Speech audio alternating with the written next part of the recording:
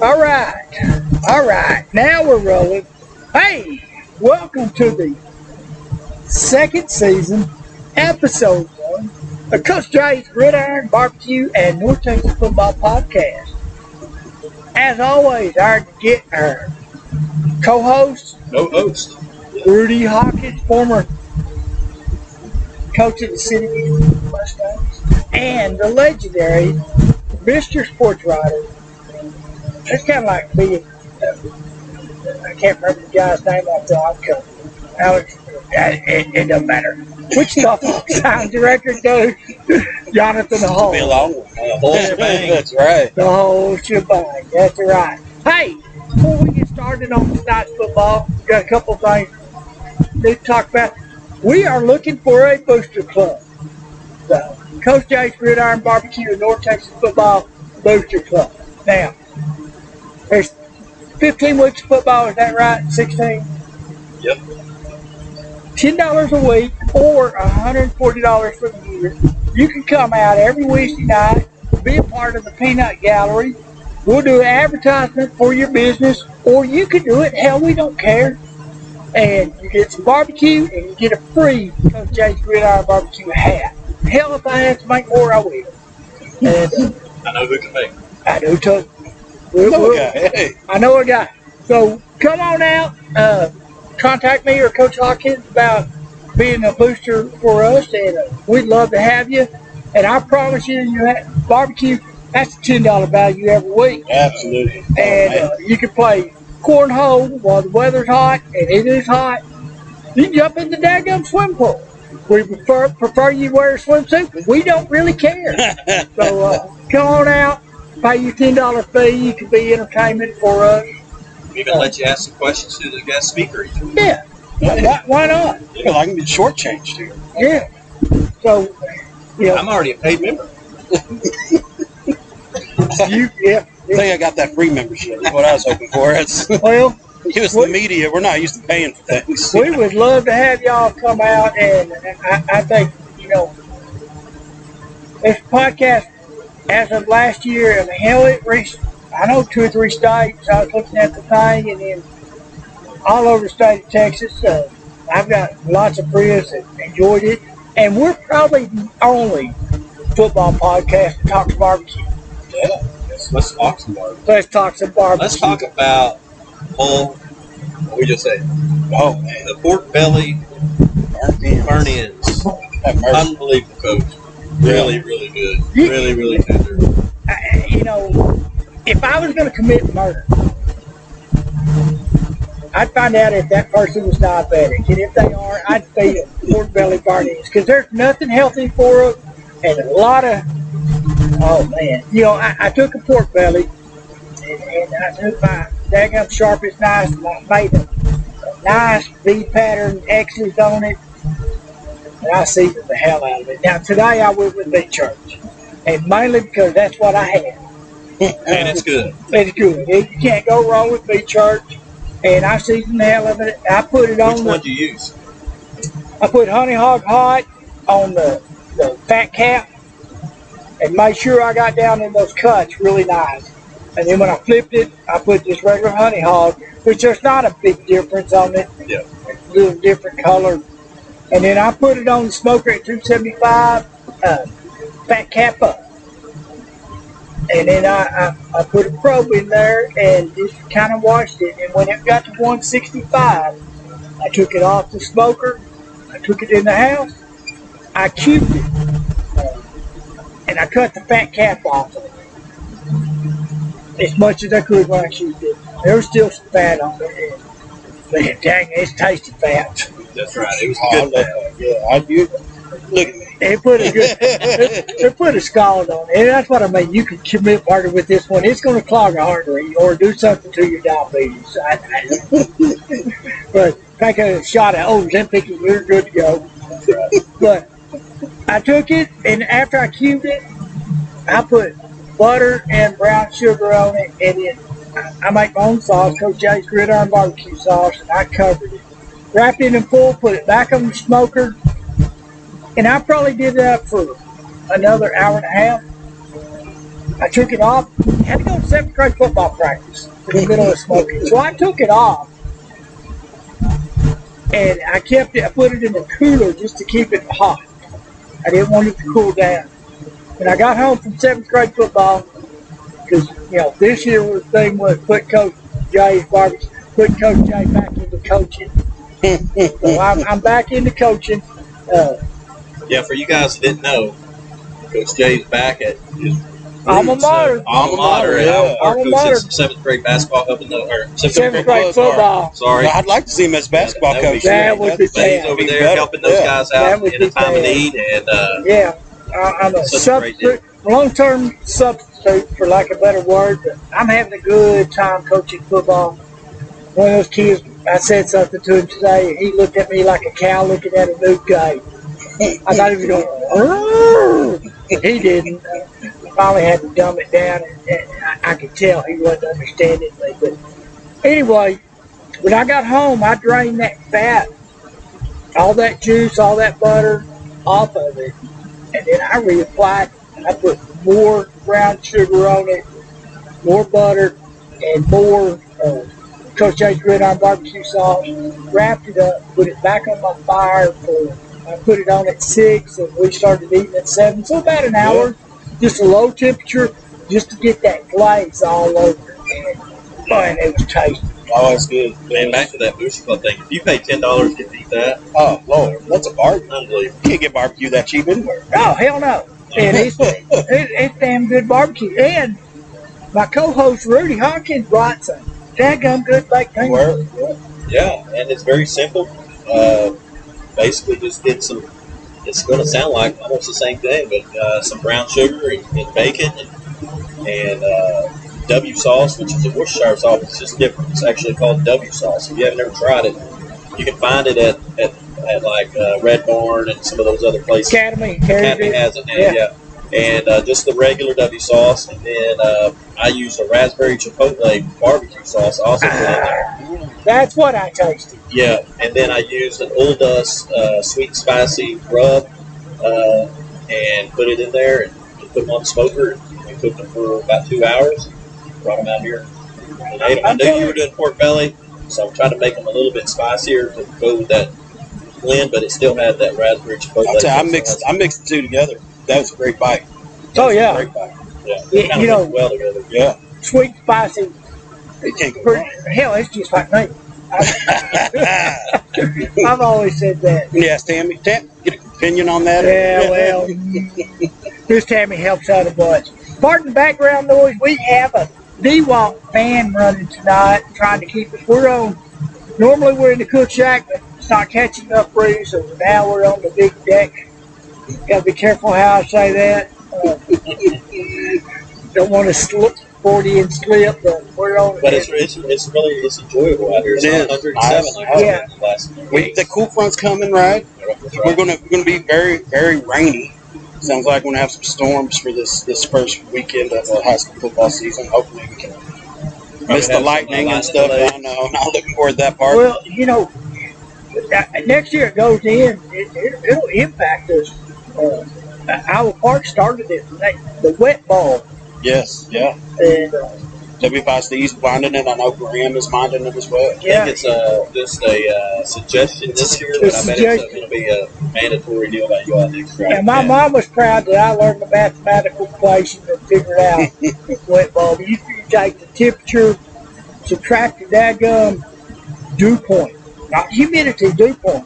Mm. Subtract it, divide that number by 3, take your answer there, subtract it from the temperature. And if you're above 92, you got problems. Yeah.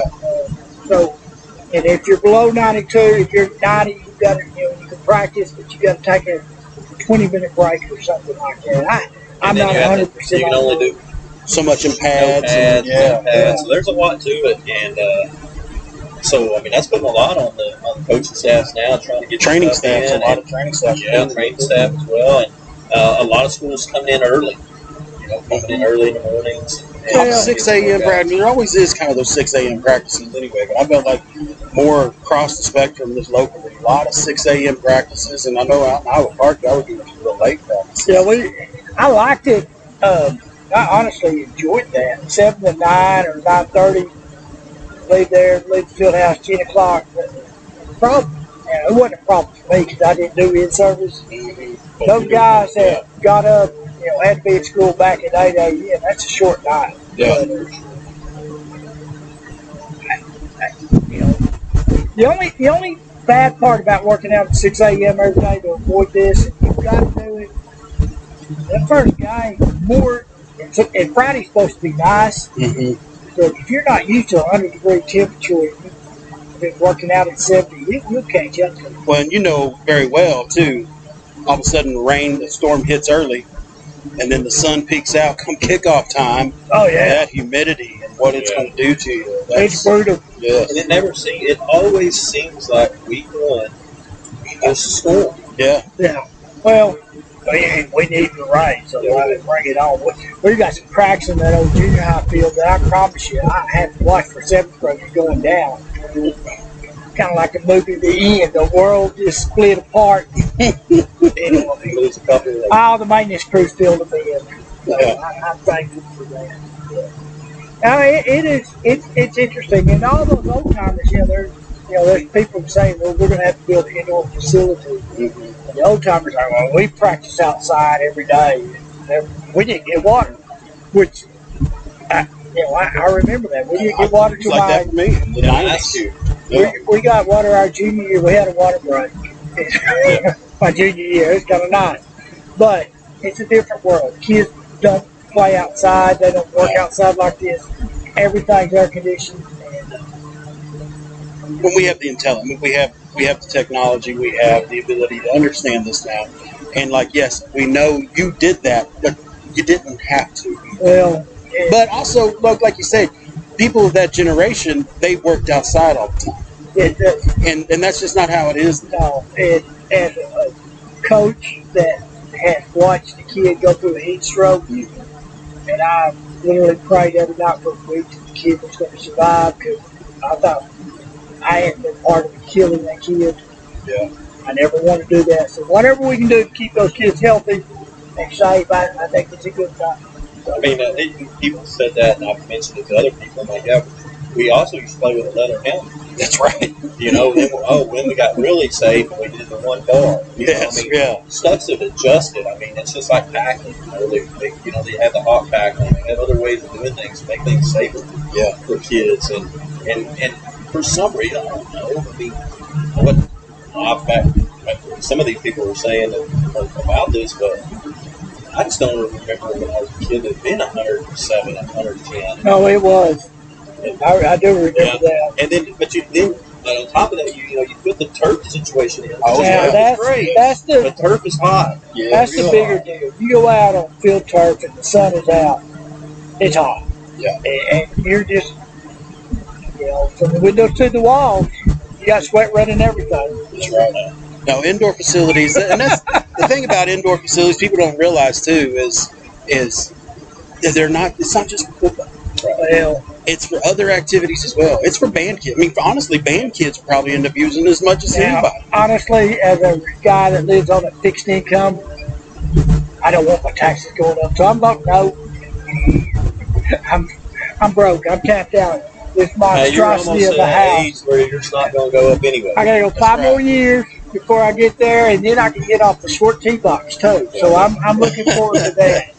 But you're right. Those indoors are great for other events. Yes. I know Graham. They voted one down in Graham this past summer, and I mean, right now, this year was a real good reason why Graham needed one. Not just for football practice again. It's band. It's baseball and softball. When it's wet outside, you can go in and believe it or not, track can do work out. Yes, absolutely. Here's the deal: is what I don't understand. I'm from Big Spring, and Big Spring is not exactly a rich school district whatsoever. Indoor facility, 50-yard indoor facility, was built in 1999. And I mean, if they can have it there, there's no reason that the schools around here should be something that should be going. We had one in Plainview. I don't know when they built it, but I took my first job there in '99. We had it.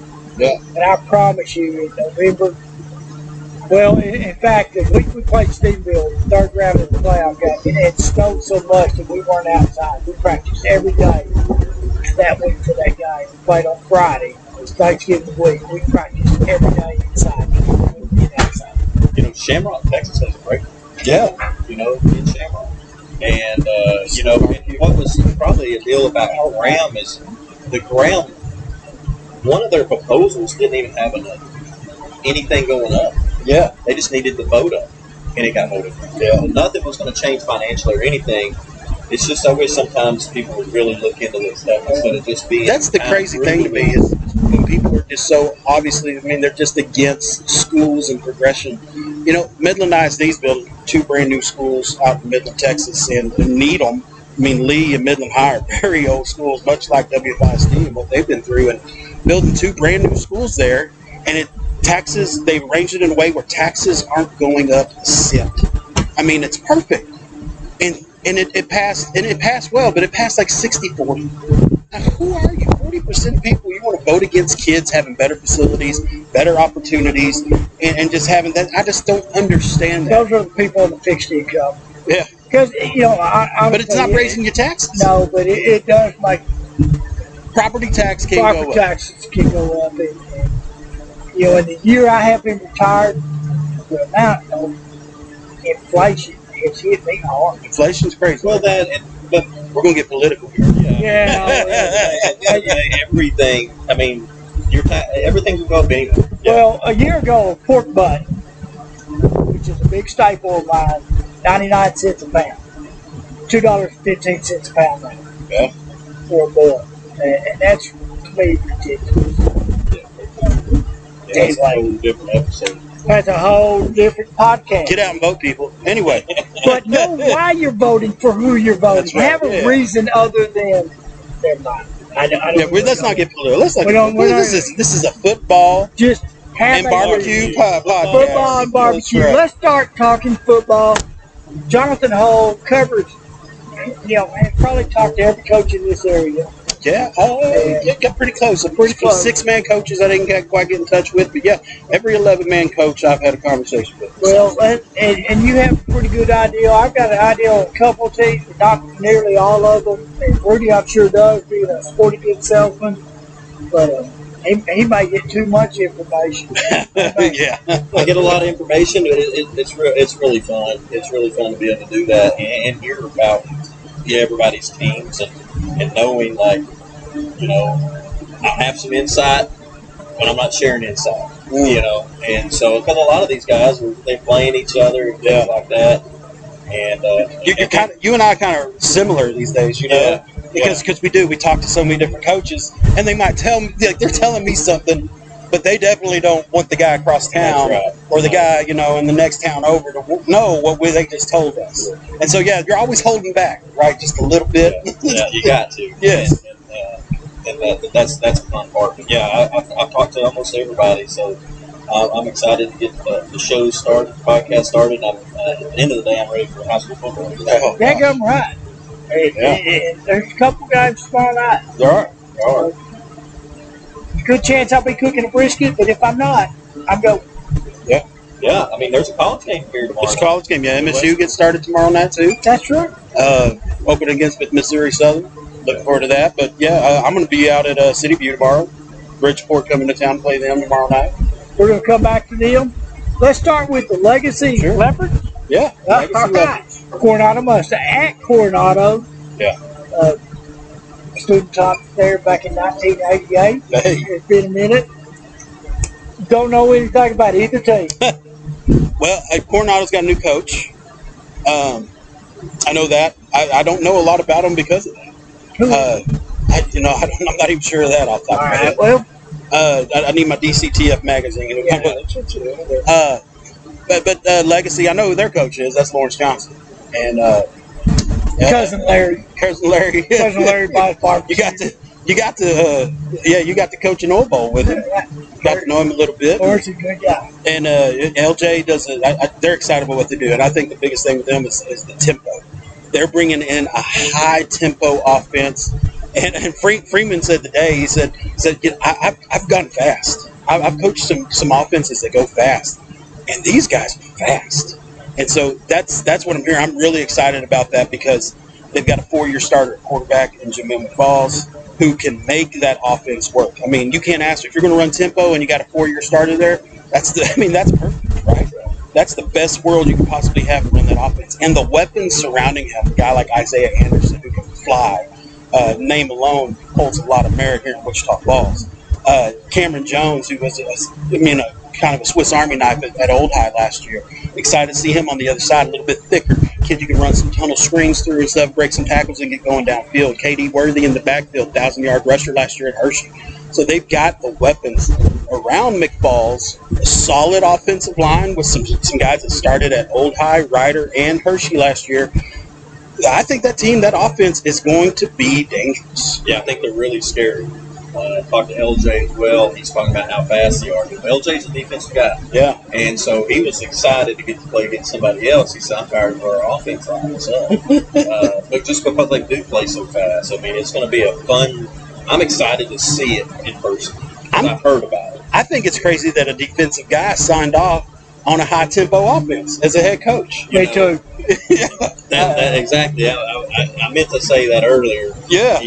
As from a defensive side of ball, because that tempo and that NASCAR is really nice if you go 3 and out. The defensive back out there with 30 seconds. Maybe 30 maybe seconds. 30 seconds. Sometimes it's more like 10. Yeah. The Cowboys pregame the other day, whoever the hell ever played, turned it over, and I thought, all right, they did 3 and out. No time off the clock. Cowboys got the ball back, and I thought, that was stupid. Yeah. Of course, the Cowboys fumbled with a nice pass play. Yes. And the other team went down and scored.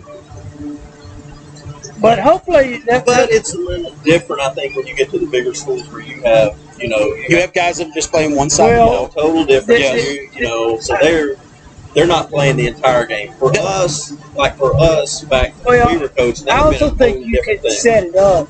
We had a tempo package as well. We didn't do it all very much, but we did have a tempo package.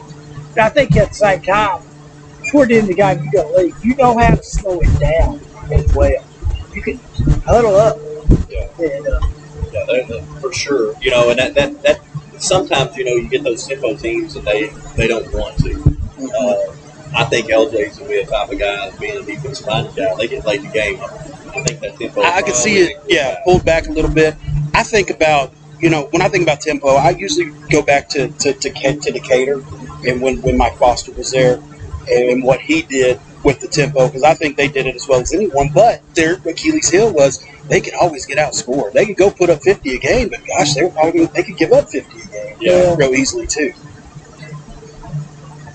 DeMarque Foster almost set a rushing record against Decatur because Decatur kept going high tempo. Probably could have. Yes. In so many of those things, you set your offense. When I first started, if you were going to go one side of the ball,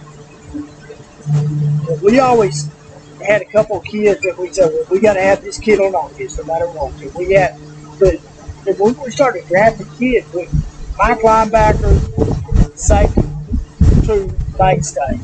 And I think people have kind of gotten away from that into going that we're going to put our best 11 on offense. We're going to score 50 points a game. And we're going to put the rest of them on defense, and we're going to hold them for 49. Right. Somewhere there's a happy medium. I hope it works out for Legacy. I can't pull for Coronado, even though my student taught there 36 years ago, something like that. It's been so long I can't do the math. I like the Legacy Leopards. It's almost like a Wichita Falls All-Star team.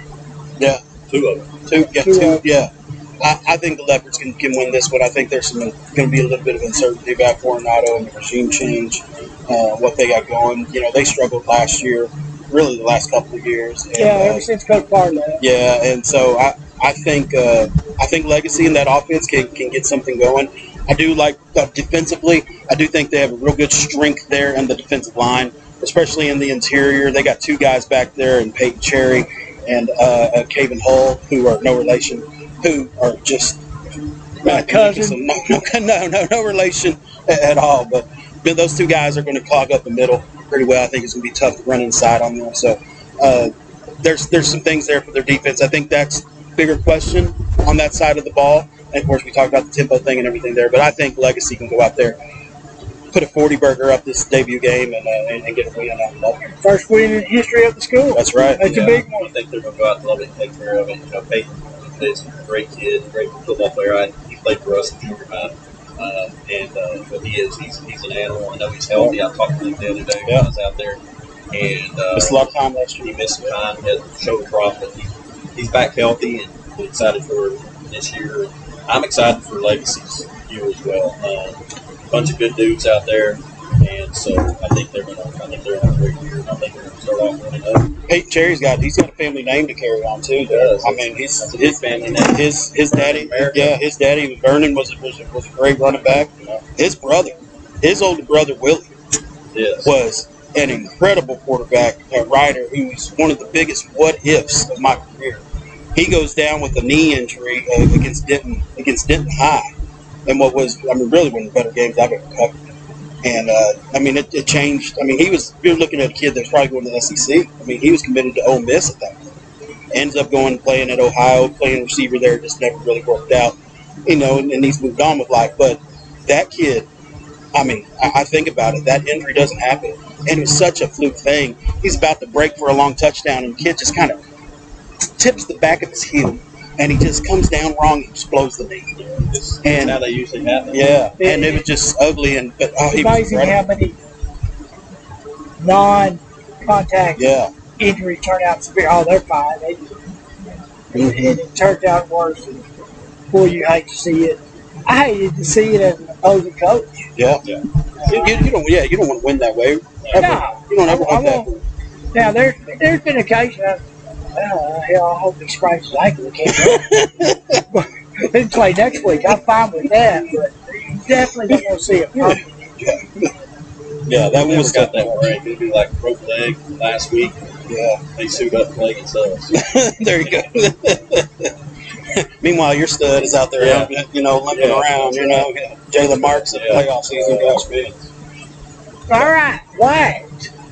OD White, Fort Worth team. That's right. At Memorial, what are they doing? Mavericks.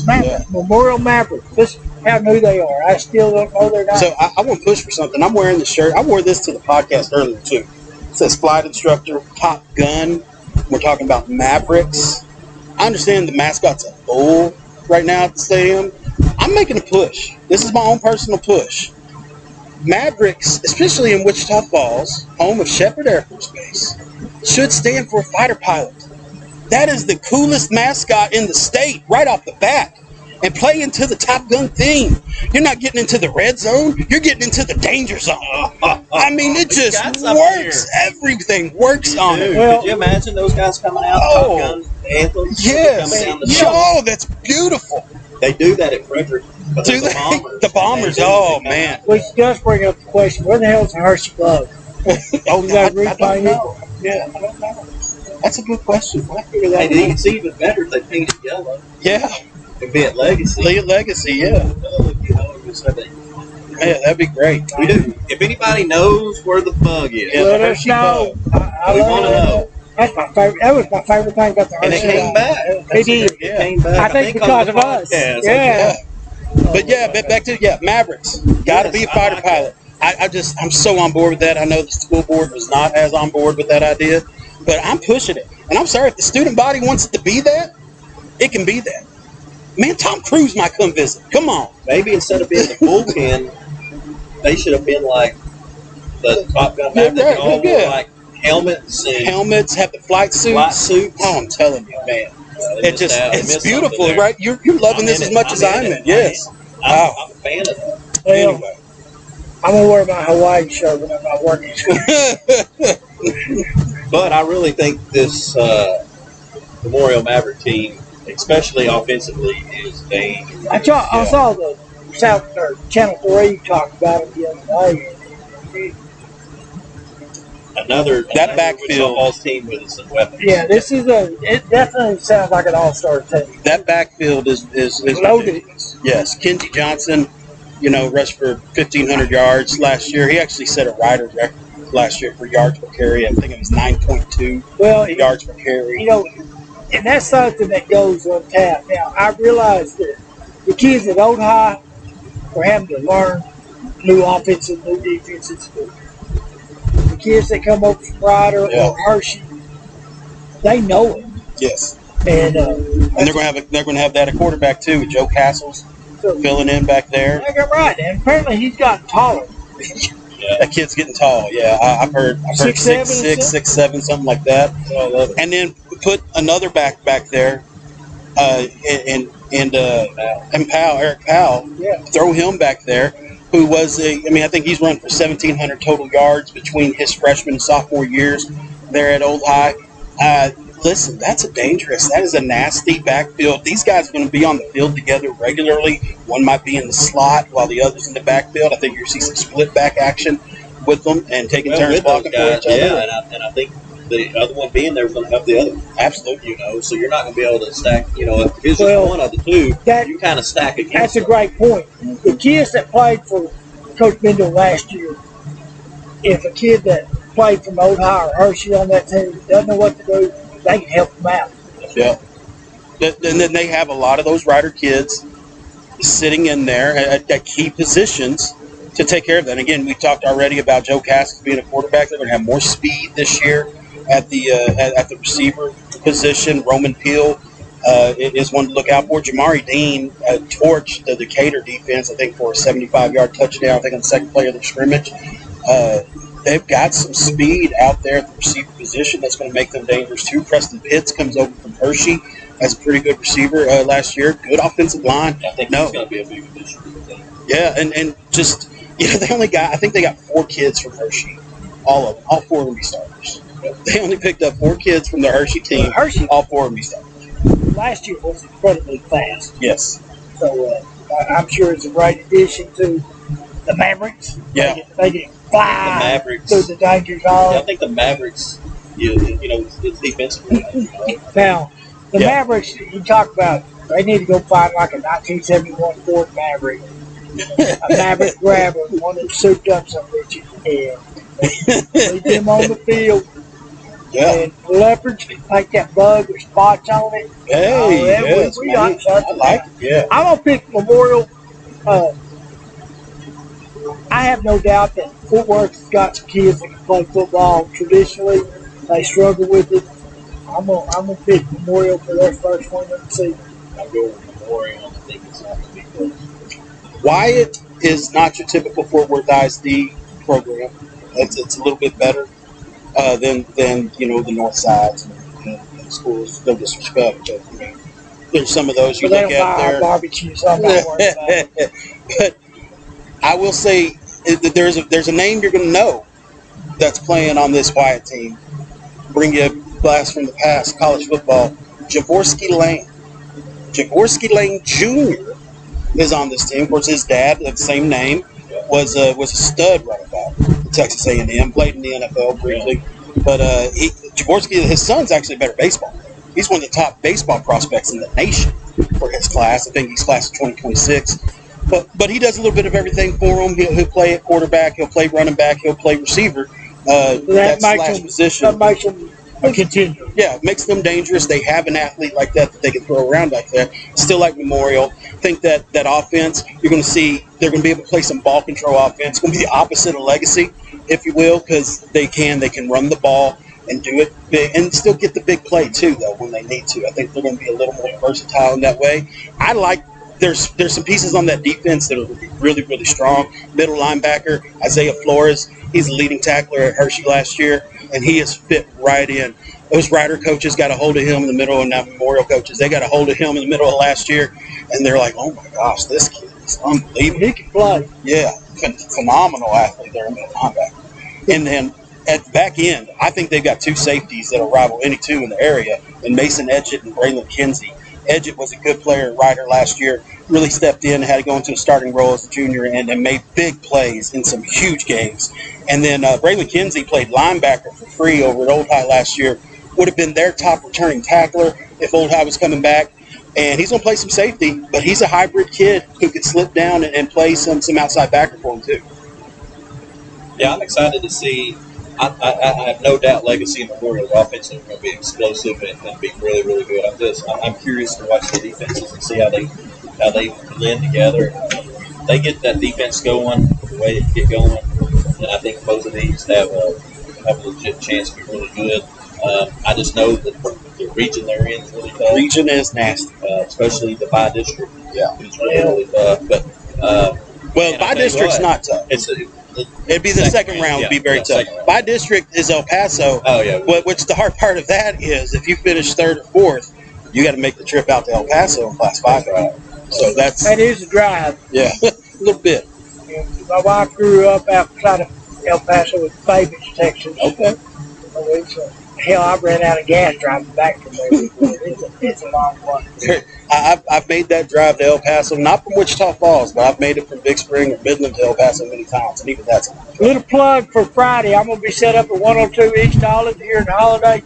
You wear your school colors, your T-shirt, your Legacy Leopard, Memorial, Holiday Eagle, Bart Burnett Bulldog shirt. I'll give you a $1 discount on the barbecue sandwich or whatever you have. Now, there's two exceptions. If you're a Breckenridge Buck or a Pampa Harvester, I'm going to charge you $1 extra. we go that way. All right, I think we're in agreement. Memorial, I think both schools going to start 1-0. I do too. Start 1-0. That's the first win of the season is always the hardest, in my opinion. And right now, the first game of the season, first district ball game, first playoff game, biggest upsets occur. We all know that. Big week for a lot of teams. Trying to get off on the right foot. Everybody wants to win a state championship. And it'll be a great week of football. Vernon at Bart Burnett. Rivalry. It is a rivalry. I think they said the last 2 years are 5-5. They are. Yeah. My buddy Nolan Clark there at 940 Game Day does a good job of graphics. He does a good job. Yeah, he does a great job researching. I stole that from him. Yeah, you did. I know you did. He does a great job of graphics. I turned him on to a couple of historical Texas high school football sites. And, man, that kid has been knee-deep in it since he just can't help himself, and he's wading through all this information and makes a lot of great graphics. But I've gotten to know him. He's an Iowa Park kid himself. And that means he's a good guy. That's right, yeah. He's a good guy. And so played for Aubrey Sims when he was there. So and, of course, Swinson as well. But yeah, does a great job with those graphics. And, yeah, he's found out. I mean, this Burke-Vernon rivalry goes back about 60 years. At least. And, yeah, it's one that's been pretty even, tilting back and forth. I do think, though, there's a pretty good edge for Vernon currently right now with what's on the field. Well, I do too. Yeah, just hearsay and rumors. I'm going to have to go with Vernon. They've got speed. Yeah. Speed for days. A lot of places. Yeah, I'm excited to see the quarterback taking over. Ty Scott. Yeah, Ty Scott. I think he can be a dynamic type kid. And then the running back Drew is he's just a junior now. True's a junior this year. Kid, he's a good athlete. The Scott kid's fast enough, but he can screw up and play and still make you look stupid. And make it into a big play. I had a coach tell me one time, it's like, there's fast, there's straight line fast, but then there's that fast with the little wiggle. Yeah. You got that little wiggle to make somebody move when you're in your open space, and he's got a little bit of that. It's funny you say that. We have a kid playing bless his heart. He went straight track meet.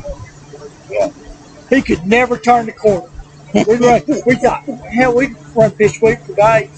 He'd run straight to the sideline. He never could cut up. And there's other kids that couldn't outrun their shadow. Yeah.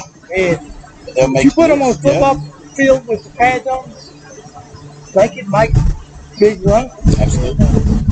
I think that quarterback at Vernon can make you look stupid if you're not careful. Yeah. And in this game, I just haven't heard a lot about Vernon at all. I've heard, you know about Vernon.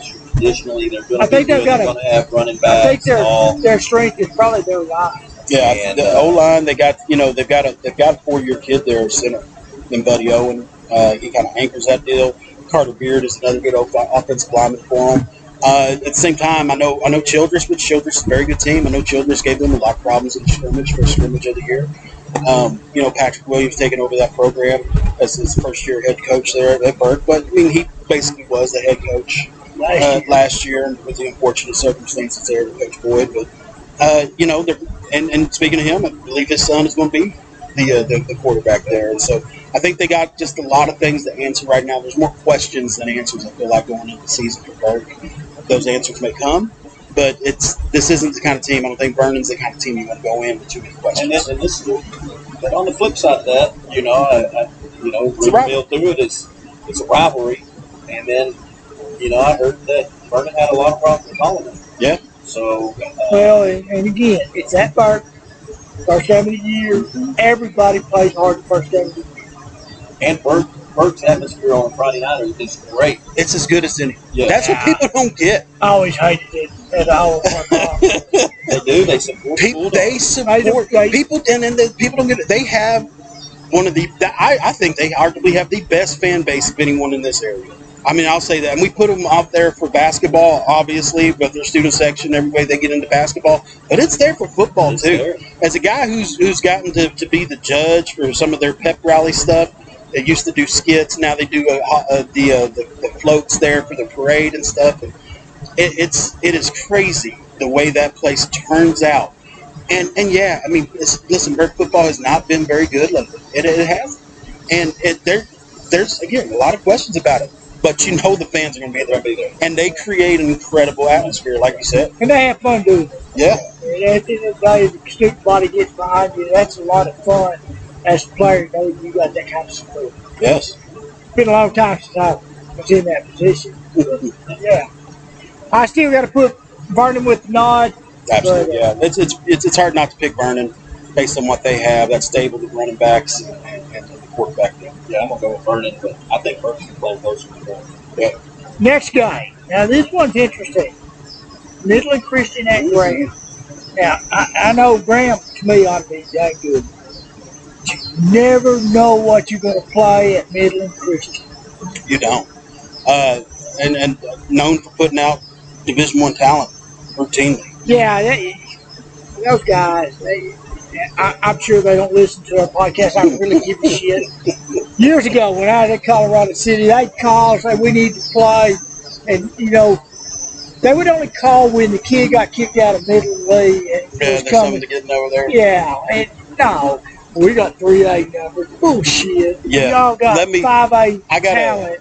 Yeah, they absolutely did. And now they're at the top. They're at the highest division of TAPS now, 6A for me. So they're all the way up there. I do got to tell this story, and I can still tell this without naming names. But there's a kid. He was at Midland High, and name never even got released in the paper because he was a minor. But a kid legitimately got arrested for running naked in traffic while high on LSD. Well, who had that? Wait a second, I haven't. I was just like, you read this story, and you're just like, you can't help but laugh a little, right? It's unfortunate. The kid, I mean, he was a minor, whatever, and he was going to be a starter at Midland High. And I figured football career is done. Now, senior year, he's a Midland Christian. They've got a Statue of Liberty with open arms out there. Right. You get kicked out of that school, come on, we got a spot for you. He's a Midland Christian and played well for him at safety. I was a JV baseball coach, and I went over there with my JV. First baseball game I've ever coached. I'm over there by myself. And turned out I had a pretty good team, but we looked like a JV baseball team. And I got looking over there at warm-ups, and they looked like the freaking Houston Astros over there. They had so many kids. We had T-shirts and gray pants, and they had these high-dollar uniforms. How come we can't have these? When I was in Midland, one of Midland Christian, this is a volunteer coach, mind you, not paid, was Randy Velarde of Major League Baseball fame. His son was on the team. And Randy Velarde is a Midland native. But yeah, he probably that damn JV team. It might have been. And he was he was a volunteer coach out there, and they have a lot of those. And that's one of the interesting things. I mean, that they send kids there, but they get a lot of volunteer coaches. I was always amazed how good their track teams were, and they would have just volunteer coaches out there. I mean, they had a guy that was teaching their pole vaulters who worked with Olympic pole vaulters. I mean, which ultimately is why I didn't like playing them. Yeah. I didn't ever feel like we were on the same playing field. Their rules and my rules were a little different. Yeah. But I in this case, I think they're coming to a buzzsaw. I think so too. I think so too. Yeah. And I don't know as much about Midland Christian. They do have the same. Good. Well, there's Still years same where coaching staff. There's years where they're not. I mean, I just know that in the past few years they played Rocks and those guys. They can't find anybody to play. Yeah, They have a really hard time. But I like the Grand Series. Well, it's hard not to. 4-year starter quarterback, Ty Thompson. 3-year starter running back, Riley Monsey, and he's probably going to be the program's all-time leading rusher when he's done. Good receivers, veteran receivers, good veteran offensive line. I think they've got the best defensive line in the area, despite the fact that Adam Arrington coaches them, which really says a lot about those kids. Yeah, but Arrington is a Hall Park guy. Yeah. Talk good about him. I'm excited to see Ty with the new OC that came back. Yes, Casey Dacus back, and what Casey Dacus did with those offenses when they were playing for state semifinals, knocking on the door of state championships. They had Carthage dead to rights, beat, supposed to. And we're talking about Carthage. And this was the beginning of that great Carthage run of titles, and Graham was right there to beat them early on. And Dacus, he's had just some of the most prolific offenses this area has ever seen. I can see them struggling a little bit offensively until these kids pick that stuff up. I think by the time the district comes around, I think they're going to be burned. I think they're going to be done good. It's going to be legit by the time he starts learning the system even better. Regardless how this game comes out, and I have no doubt the Graham coaching staff wants to win it, and those kids do too. This is the guy that's going to make it better. Yeah, absolutely. Sometimes you got to look at the big picture. Am I playing somebody I'm going to get a win or not getting better against, or am I playing somebody that's going to be, if I get a win, I got better. If I get a loss, I got better. But I'm going to be a better football team in November. Yeah, I just think that with Clay on the defense, I think he's one of the best defensive guys around. And now you're throwing Dacus in there with offense. And with the talent that they have. We all understand that. But the talent with that coaching, man, I like them having a really good year. Yes, I do too. And they're in the same district as Brock.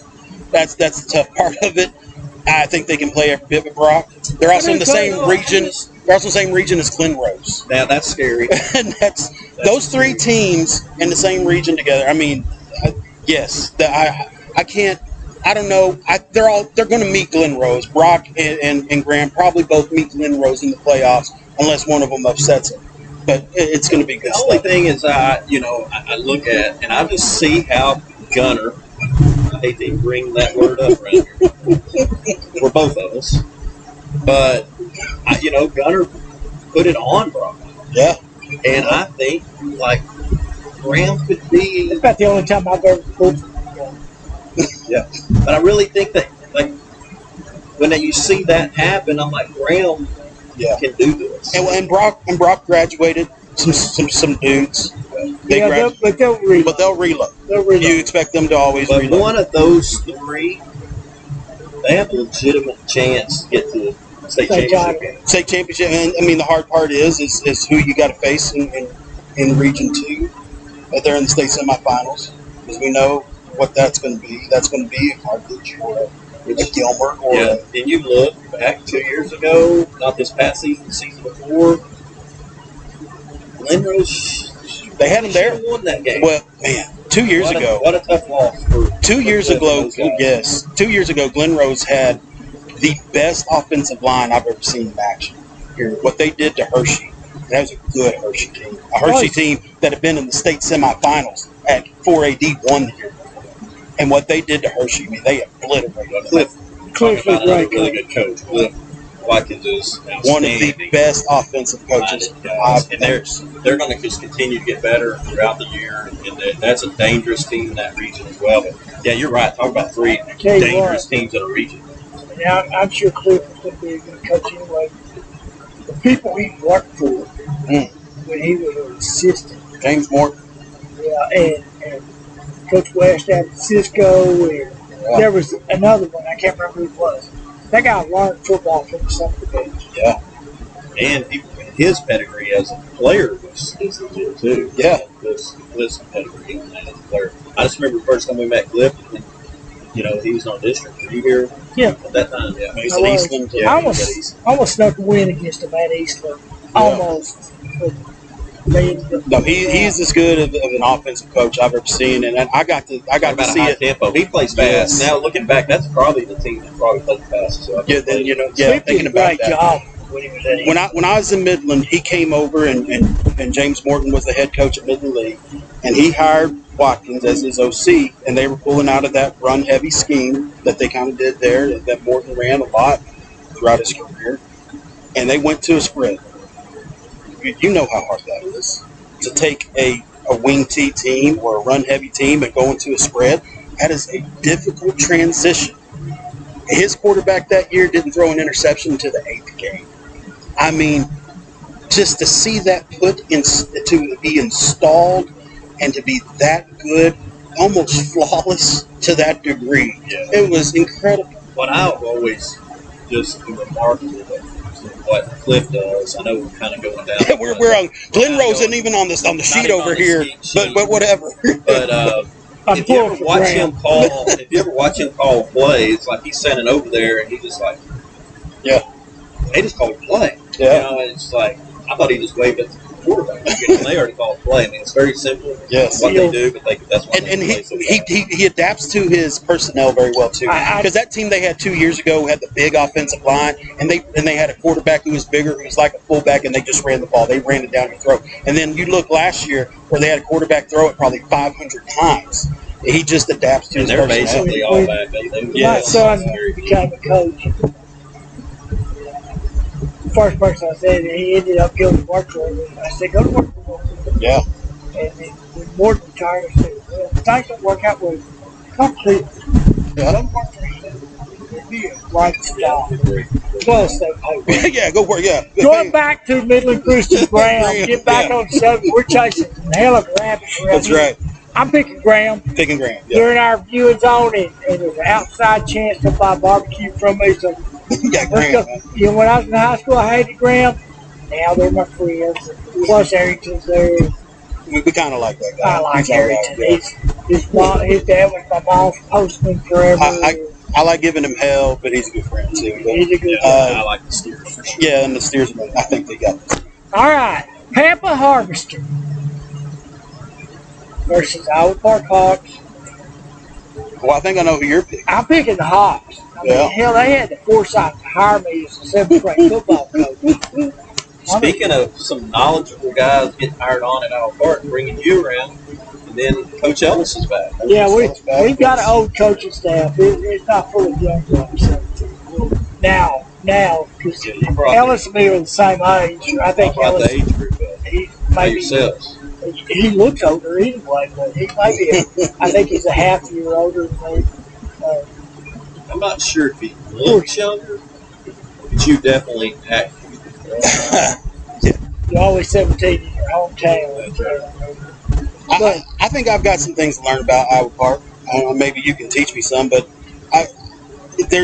and I kind of talked about this with Coach Winston prior to the season, and that's kind of the way I wrote my preview too, is there's a lot of unknown. There just seems to be a lot of unknown about this team, where there's some, just you're filling in different pieces. Plus, that team was decimated by injuries last year. Yeah. And you have some guys coming back in key places that didn't play a whole lot last year. I don't spend a whole lot of time with my high school kids.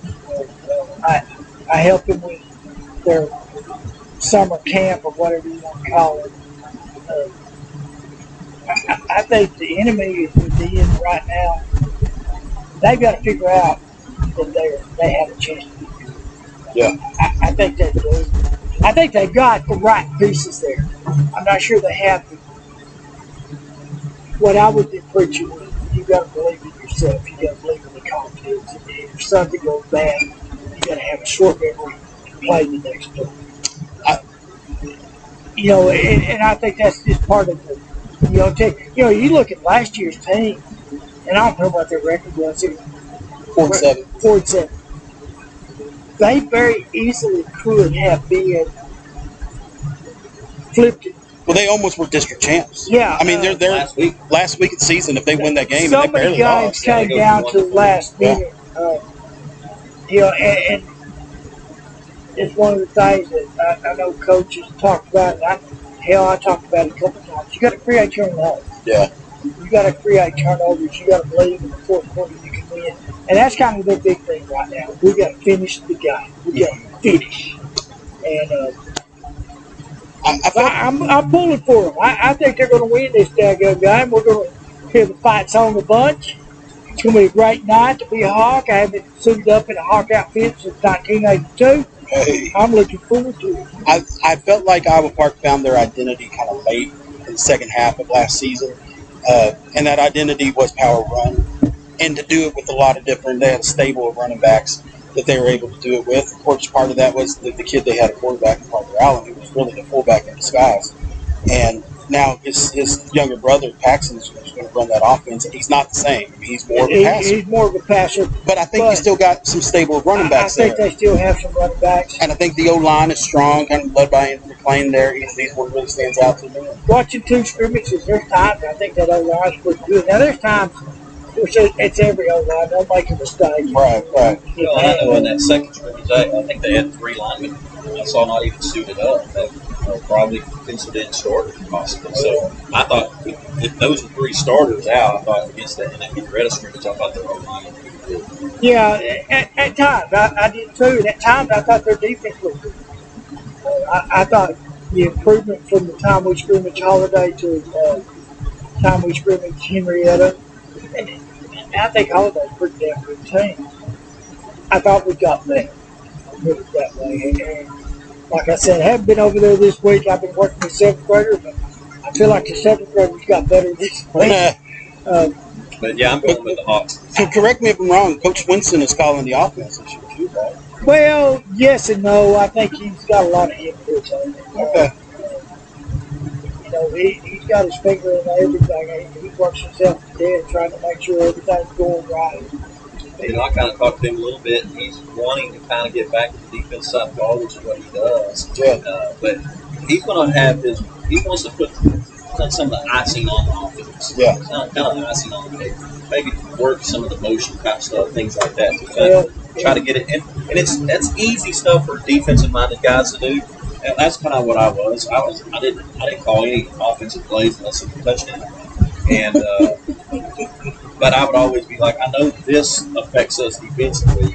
How about we do some of that? So I mean, that kind of stuff is what he could really do to help that offense. I think he does a pretty good job of that. He's trying to, and it's a hard job doing it all, but he does a pretty good job of seeing. I think he's trying to be objective when you watch it and trying to figure out this is what we've got to fix on either side of the ball. And of course, the thing that you haven't seen with the scrimmages that affects a lot of our company guys are special teams. Yeah.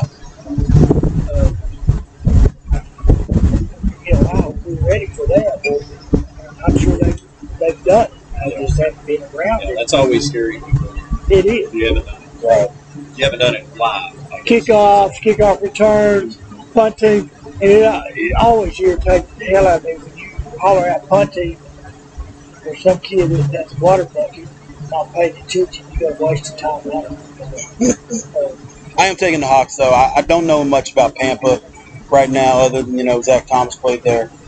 I don't know what the Harvesters got right now. I know in the past they usually have some pretty good high-flying offenses, but I really don't. If you go back to the early 90s, there's going to be a lot of green in the stadium. There's going to be a ton of green. You go back to the early 90s when Coach Cavalier was there, and they had a motto on their stadium called El Norte, which sounds Spanish, but it was Latin. It means standard for football. Okay. And boy, they were dang good. And of course, Coach Cavalier passed away, but his son was the head coach at Canadian. Yeah. So he was damn good quarterback. They ran the option. Okay. He could play football. I'm glad he's not in Pampa, honestly. I've covered a game in Pampa a long time ago. Yeah. Big Spring at Pampa. That's a long drive too. My mom lived there long in the 40s, so I'm pulling for the Hawks. She graduated from Iowa Park. And she taught there, so we're gonna go with the Iowa Park Hawks. Well, we got consensus all the way here. This is scary. Yeah. I imagine it's going to see. But I'm gonna pull for the Hawks because they saw, they knew to hire me for the 7th grade football. I knew that potential. Oh, teacher, and I really enjoy coaching. I get the coaching again versus being athletic. It's been a lot of fun, and I'm ready for football season. For our season to start. I was thinking today, Wednesday always was my favorite day of the year. Plus, I had to mark the field. The practices were a little shorter. Tomorrow night, we're going to get to play JV football. It is here. We're ready to go. And of course, I get to talk about it tonight with a couple of good friends at the barbecue. That's right. Talk football. It's a good night. Challengeburg and Bowie, this ought to be a heck of a game. I think so. And I think both teams have some questions. Challengeburg, regime change. Yeah, going to be seeing regime change after a long time. Coach Eddie was a good coach. Eddie Gill was great. Best dressed man in football. Yes. and turn that program around. Yeah, and I think one of his assistants took over. Yeah. And so I don't think there's going to be a whole lot of change there in the Challengeburg land. They've been playing good football They're the last few years. They're going to play hard. They're going to get after it. And generally, they have a big offensive line. Yeah. And usually have a couple of skill kids back there that's scary. They used to have a couple of big ones that was pretty scary back there. But I think Bowie is turning. Yeah. I think they're hopping hungry for a win. They're hungry. Blue Rabbits are hopping hungry. They're in the middle of a rebuild, I think, still. For sure. I think you're still rebuilding that program. Tyler Price, his second year, taking it over. Of course, he was a stud quarterback there. And, I think he's hired a good staff. Added Jason McCoy to that staff. He's head baseball coach. I think he's the DC, though, as well. And Jason was a stud defender himself out of Windhorse, former Red River 22 Defensive Player of the Year, actually. And heck of a baseball coach. And I think he's one of the best coaches of dealing with kids. All around great good guy, and he's so good with kids. Kids are drawn to him. He invests in them so well. He's one of my favorites in that regard in this area. But I think it's going to be tough for Bowie still. Numbers are up though, and that's the one thing that you start to see. And really, the 1 year that Hugh Farmer was there, you started to see that turn. You started to see those numbers kind of go up when Hugh took over the program. And Tyler's kind of been able to build on that a little bit. And I know he's a lot more business-like this year. Even talking to him on the phone this year, it was a little bit more business-like on the interview preseason. But yeah, I was business-like. Yeah, no, you better on a pop tart. Yeah. Frank was. You did try that last year. How was it? It wasn't bad. It wasn't as good as I thought it was. No, it's not great. I promise you, I'd rather have Bernie. But you gotta. What flavor did you do it on? I did a cherry Pop-Tart, non-frosted. I don't think that. I think you got to go brown sugar, cinnamon brown sugar, little pepper on top of it. That might be all right. Because I have learned as a barbecue pit master, brown sugar makes all the That's right. Absolutely. Anyway, another rabbit we just chased there. Hey, let's chase these rabbits. Yeah. I'm taking Challengeburg. There it is. I'm taking Challengeburg. I think Challengeburg's probably, again, the continuity of the program's a little more established right now. But I am excited to see what Bowie has to offer. They've had a good offensive line the last couple of years. I think they got a good running back. Clark Kidd is there to kind of establish something. He's got a chance to run for that. I'm going to go with the upset here. I think Bowie's going to start off on the right note this year. I'm going to take the Jackrabbits in this, but I think it's going to be a close game. Yeah. I think it's going to be real close. Whoever makes the least mistakes. And it may be special teams. I'm going with Bowie. If they don't get beat, I'm going to be hopping mad. That's right. No pun intended. Oh, yeah, there was a lot of pun intended. I'm going with the Rabbits. We'll go with Bowie. All right. Breck Buckaroos at the Holiday Eagles. That's just a bad matchup for Breck. It's a bad matchup for Breck. He should have said, no, thank you. Yeah. This is good. This is one of the biggest blowouts of the game. And they'll get better, but unless Holiday gets beat up, where they have to really get into their second team, Holiday's about to kick the crap out of them. Yeah. Or hungry. I think that's the thing with them. when we scrimmaged them, I was watching them. Their defensive front is solid. Yeah. And Parker Jones is an animal. Parker Jones is an animal. Still Skinner right there to compliment him. Still stud. Yeah. The Bond boys, or Hamill boys, Bond and Jimmy. They're a handful, no matter how you slice it. And then my neighbor up the street, dang, I just drew a blank. It's live. The Robinsons, Tammy Robinson's grandson. That gummit. Oh, I feel bad. He represents 1954, but he's a dang good football player. And then you got Parker. To me, if there's a weakness, it's their secondary because they're short. They get after it. They play tall. And then, but they can put some height out there too, because you got the Barry kid you can throw out there if you need. And the other side of the ball, their quarterback, he's different, but he doesn't run the ball. He can. He's just not fast, but he throws a good ball. Yeah. And that's when I talked to Coach Atwood. That's what he said. You're not going to be able to replace what Brent Cox did as an athlete, creating things back there with his legs. They've got to find a running game through the running backs. Yeah, but I think they do, because I think Steele's a stud right now. And they've got 2 or 3 other guys. I think they do. Well, I think you were the one who told me last year we were sitting there watching I was watching the Holiday Jacksboro games and in the end zone with you and Kyle Tucker, and it was one of y'all who said, from week 1 to that game, that Steele Skinner was the most improved player on the team. No doubt. Steele was. I always thought Steele was good. They had the potential to be a great player. Yeah. And they clicked. It just started clicking. Well, even my last year, just watching him grow up, we had a good team. Any other year, we still had a big role on our varsity. It just that particular year, because we were good. I had no place for it. Yeah. But, and you can be good at the end of the day. You're in a mind, I would not have a problem handing the ball to Parker Jones. No. He's pretty good athlete. Yeah. And Parker, like I said, they got to stay injury free. Parker's had some knee problems this summer. At the scrimmage, I couldn't tell it. Parker's a tough kid. I know the year we played Gunner without him, I can sure tell you he's a god. I'm glad to see him back on the field. Well, I made a statement to Zach Duncan when Parker was a freshman. By the way, he's one of 5 freshmen to ever make the Red River 22 team in the 50-year history of it. There's only 5 freshmen who did. And he's one of them. He has a chance to become just the 3rd player to be a 4-year Red River 22 member. The other 2 guys, one of them, Jourdain Durham, and then the other one was the younger green kid out of Windthorst. And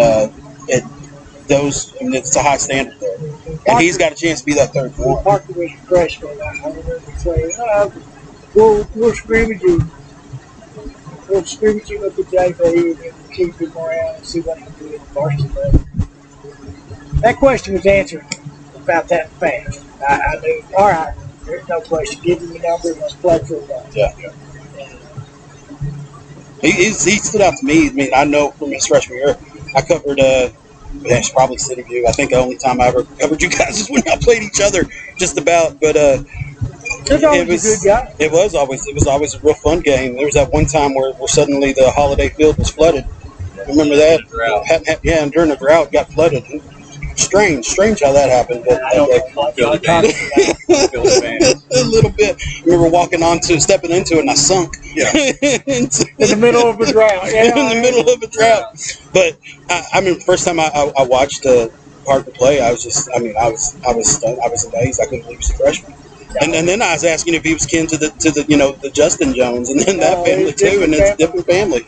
And so he's impressed me from day one. So he's a good football player, and I think Holiday's got it rolling. I'm really excited about it. I know this is a long time away from now. Holiday's actually playing. Oh man! And it's week 11. I know I'm not going to be there because Legacy Memorial play.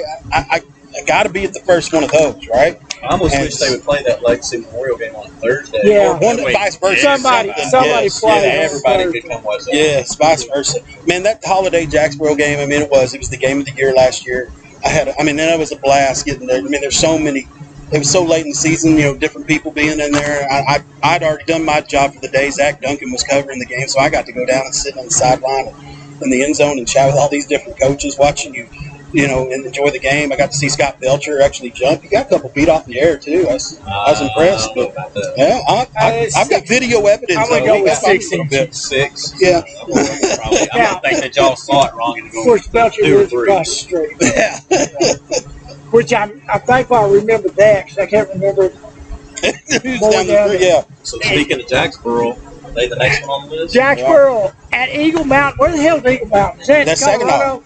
Oh, Saginaw. Okay. New school there, it's Eagle Mountain ISD. Sounds like a ski slope. Let's Eagle go up. does. Let's go up to Eagle Mountain. Let's go to Eagle Mountain. Yeah. Now, first year program drew a lot of kids. Believe they are no seniors though, but drew a lot of kids from Boswell, Chisholm Trail, Saginaw High. So you're getting 5A, 6A program athletes and melding them together. Man, what everybody says is you don't know what you got. Yeah, don't know what you got right now, and everybody thinks by late in the year, watch out. Watch out. Well, I'm gonna pick Jacksboro. Yeah, I did this Jacksboro. The Tigers are. I don't care who's playing quarterback. It sounds like the quarterback battle is going to go into the regular season. A little bit there with Wyatt Gavitt and Gannon McElroy, but it doesn't matter when you got Camden Valenzuela and Luke Sams that you can give the ball to. Let's let those guys play. I don't think they're thinking about Halle Berry and the Catwoman suit. I think they're thinking about football. What Tigers dream. That's what Tigers dream. Yeah. When to take a little Tiger snooze. Yeah, great song. I love that song. I sing it all the time. Very good. Yeah, that's gonna be a great district though. To get to the district is that Holiday Jacksboro City. Oh man. So we're all going with Tigers. Oh yeah, go the Tigers. I will too. And, I don't. They got damn good ambulance over there, Jacksboro, man. Yeah. The Herds, yeah. Got a good little Mexican restaurant there on the square. They got a good little buffet place too. Fat Man knows where the buffet is. Well, on Friday, Holiday's going to have a damn good barbecue place right over there. Hey, solid. Let's go there. Thursday night football. Yeah. Bridgeport Bowl at the City View Motel. You covering this game? I'm going to be there. Yeah. What you got? I originally didn't know, and it was on the schedule the entire time as being down. And honestly, I actually don't type in the master schedule that I come up with. Zach Duncan has done that, does it for me for free because he's just that much of a high school football nut and just wants to look because he wants to see the schedule as soon as he can to map out what he wants to cover. And I didn't realize it until a couple of weeks ago that this was a Thursday night game. And I texted Heath. I was like, hey, are y'all playing Thursday night? When did that get moved? And he's like, it's always been Thursday night, brother. I was like, all right, I'm going to be there Thursday night. You don't get me kicked out of the press box. You bring up Zach Duncan, Yeah. I'm going to plug him a little bit. Yes, Red River Roundup. Red River Roundup, man, it's great. It's well worth it. I'm late to the show. Late to the dance. That's the first time I've heard of it. Yeah. Started the zone. On there, get that app. Substack. And I mean, it'll actually deposit into your email every time you write something. The whole full thing is there if you subscribe. It's $7 a month or $50 for a year. It's a subscription. And go to my email. I hate email. I hate. Well, no. You can read it. You can read it on the app too. And so. But it's well worth it. I hate email. It's what he always did when he was at TRN. He had those good, insightful blog pieces that he kind of lost the ability to write somewhat. And things are what they are. Times Record News. Unfortunately, there's been some changes with the freelancer budget and landscape, and so I wasn't going to be able to offer him regular writing attempts, and so he went and created this. I have no hard feelings about it. In fact, I helped him come up with the name. In fact, I may have come up with the name. And I've got to take credit for credit's due. That's right. That's right. So I helped him with that. And Zach and I talk every day. And so he's absolutely my best friend. And I think he's the best high school football writer in the state of Texas. And so, yeah, absolutely. I'm a subscriber. I'll admit to it. Just because I don't think my higher-ups are getting at it when we watch this podcast. Yeah. And so I can't get in trouble for it. I'm a big fan of it. Nobody rat me out. It's good. It's Hope really your good. higher ups don't watch this podcast because it's worth watching. It is worth watching. It is. It is. It's entertaining. But I'm taking City View big. Go back to that. I am too. I am too. Even though Bridgeport football coach or baseball coach, One of those coaches. the new head coach, I coached with his dad at Plainview. So if we're coaching, if we're speaking of baseball guy, I'd probably coach him. Yeah, well, I think We're not. So I won't go with hey. Since you have a connection to the Bridgeport, I'm gonna take City View double what I thought it was. Well, No, I like City View this year. This is a group looking way back when they were younger. We're like, we get these groups together, it can be pretty special. And I think they kind of have a little bit everywhere to make things work. And so I'm expecting big things out of them and out of Mustang. But I'm real excited about this group. Yeah, Desmond Whiteside is spectacular. Phenomenal. Yeah, one of the best receivers in this area. One of the best defensive backs in this area. Which they're my wild card team in the district.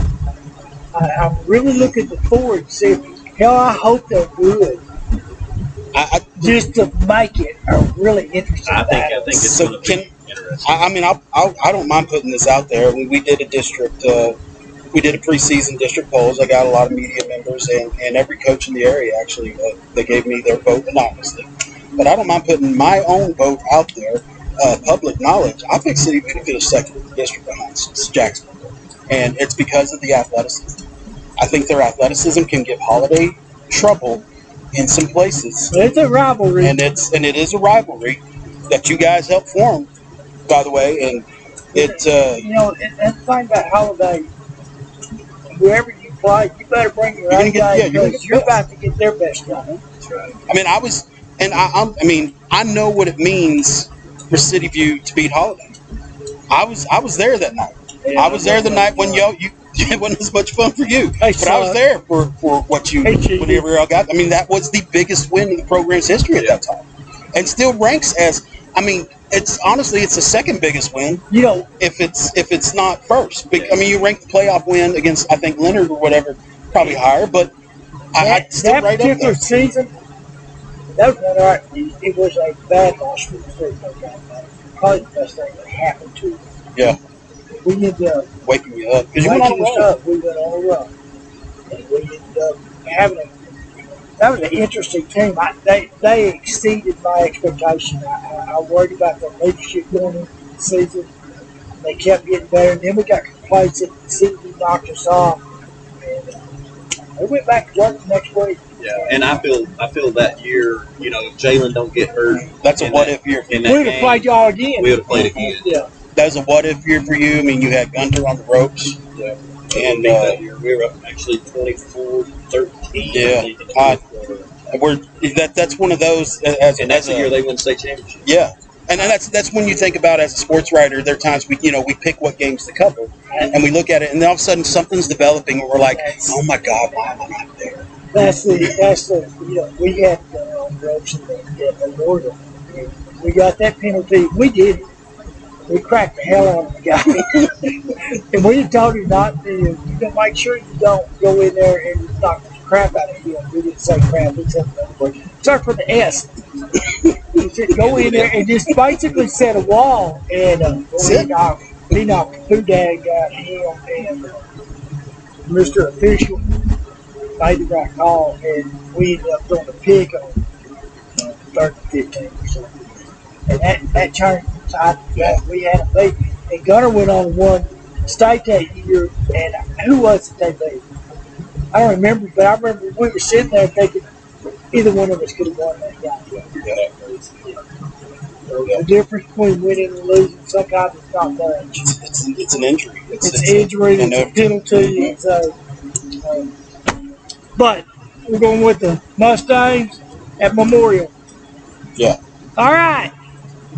This is not really in our coverage zone, but we're going to talk about it real quickly. Midland Greenwood, who knows what they got? It's your hometown. Well, not my hometown. It's close enough. Yeah. West Texas versus, I hear Childress done good. I heard Childress look fantastic against Burkett. I did hear one of their kids got home. Yeah. One of their good players. Yeah, but I think Childress is going to be up for this. I really don't know much about Greenwood right now. I kind of lost track of them. I know they got good boys basketball coach, Marcus Morris out there. Shout out to him, former Grand basketball coach. I know Greenwood has a new offensive coordinator. Yeah. I don't know who it is. I just don't know a whole lot about them. I know Greenwood's usually formidable. I mean, they're usually a tough team. They're usually a playoff team, and usually a team you don't necessarily want to see in the playoffs. My son Jake interviewed for the offensive coordinator. Oh yeah, I asked him. I said, "What would you coach if you got the job?" He said, "Oh, his daddy is great. They want me to be the offensive coordinator and game coach, video game coach." Oh, nice. Yeah. Which would have been right up Jake's alley. He loved that crap. Yeah. Madden 2024 or whatever the hell it was, that college football game. The college football 25. Yeah, he locked himself in his house for a week. I recently went out and bought a used Xbox just so I can have it. So my wife is not completely thrilled with the purchase, but I like Childress in this game, but I look forward to it in a few weeks as the City View Childress. Oh yeah. I would like to go out to Midland or out to Childress to see this. It's 2 days long. Yeah.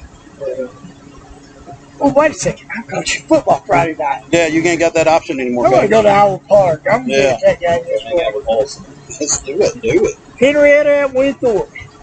Yeah. I know everybody's going to pick Winthrop and have a right to. Henrietta's going to get better. They're going through some growing pains, but they've got some potential to be a good team. Well, they got a 1,000-yard running back, Blaze Deaton. So you know you got a kid that you can put the offense on a little bit to kind of help a quarterback coming in for his first varsity start. This is a pretty good rivalry. Yeah, it's very good rivalry. Very good rivalry. And I just think Winthorst right now, the Big Juicy. We had a Big Juicy segment earlier on the free-for-all, and now Big Juicy, Brock Belcher at quarterback. First, as Zach Duncan research here, first freshman quarterback in the area to ever rush for 1,000 yards and throw for 2,500. And one of those 5 guys who made the Red River 22 team as a freshman. He's phenomenal player. I like Winthorst. I like Winthorst too. I'm just saying Henrietta's going to put up a battle, I think. Yeah. I think it's going to be. I think it's going to be a good game. I really do. I think this game might be week 4 or 5 down the line. It'd be a lot closer game. Right. And it could either go either way. Yeah. As it stands right now, I don't think Henrietta's defense can slow down. And it's just going to take some time. I mean, it's a brand new system on New both sides of football, whole new regime. That's the scariest terminology. part. New guy, yeah. Terminology. But I really like the guys out of Henry. I think they're gonna do a really good job. I remember when I went to play you 36 years ago, whatever it was. Coach Parr would be on board and he would call something out, and I'd write it down. And of course, I picked it up quickly. I was a young guy. We had this old coach who's still coaching. He's like 89. Frank Thompson? No, Coach Bill. Oh. And I love Coach Bill, and he still coaches and plays. And Coach Bill, he would sometimes use terminology from when I don't know when. And then I was thinking, God dang, Coach Bill, get on the same page. But now that I'm pushing 60, I understand what he's talking about, and for the coaching staff, the holdover coaches, to have a new head coach, and they're changing the terminology, and the kids that have played, previous regime, there's my mama, that, she probably thinks it's older, that, just coming up with the terminology, just trying to get everybody on the same page, it's hard to do. Yeah, it'll take a little time, but just watching the scrimmage between Henrietta and Howard Park, they got stuff to work with. They do. And they've got a couple of kids that can play, and they're playing hard. That's right. And that's always the first step, get them to play hard. And then that's one thing I've heard about the new regime out there is the intensity that they brought to workouts, to practices, and that kind of stuff translates to games. You guys will have well. I think it'll be a better game than what expected. I still think Winthorst will walk away with it. Pretty easy. This is at this Thursday night game, I believe. All day at Reagan County. Versus Reagan County. Played in Colorado City. Colorado City.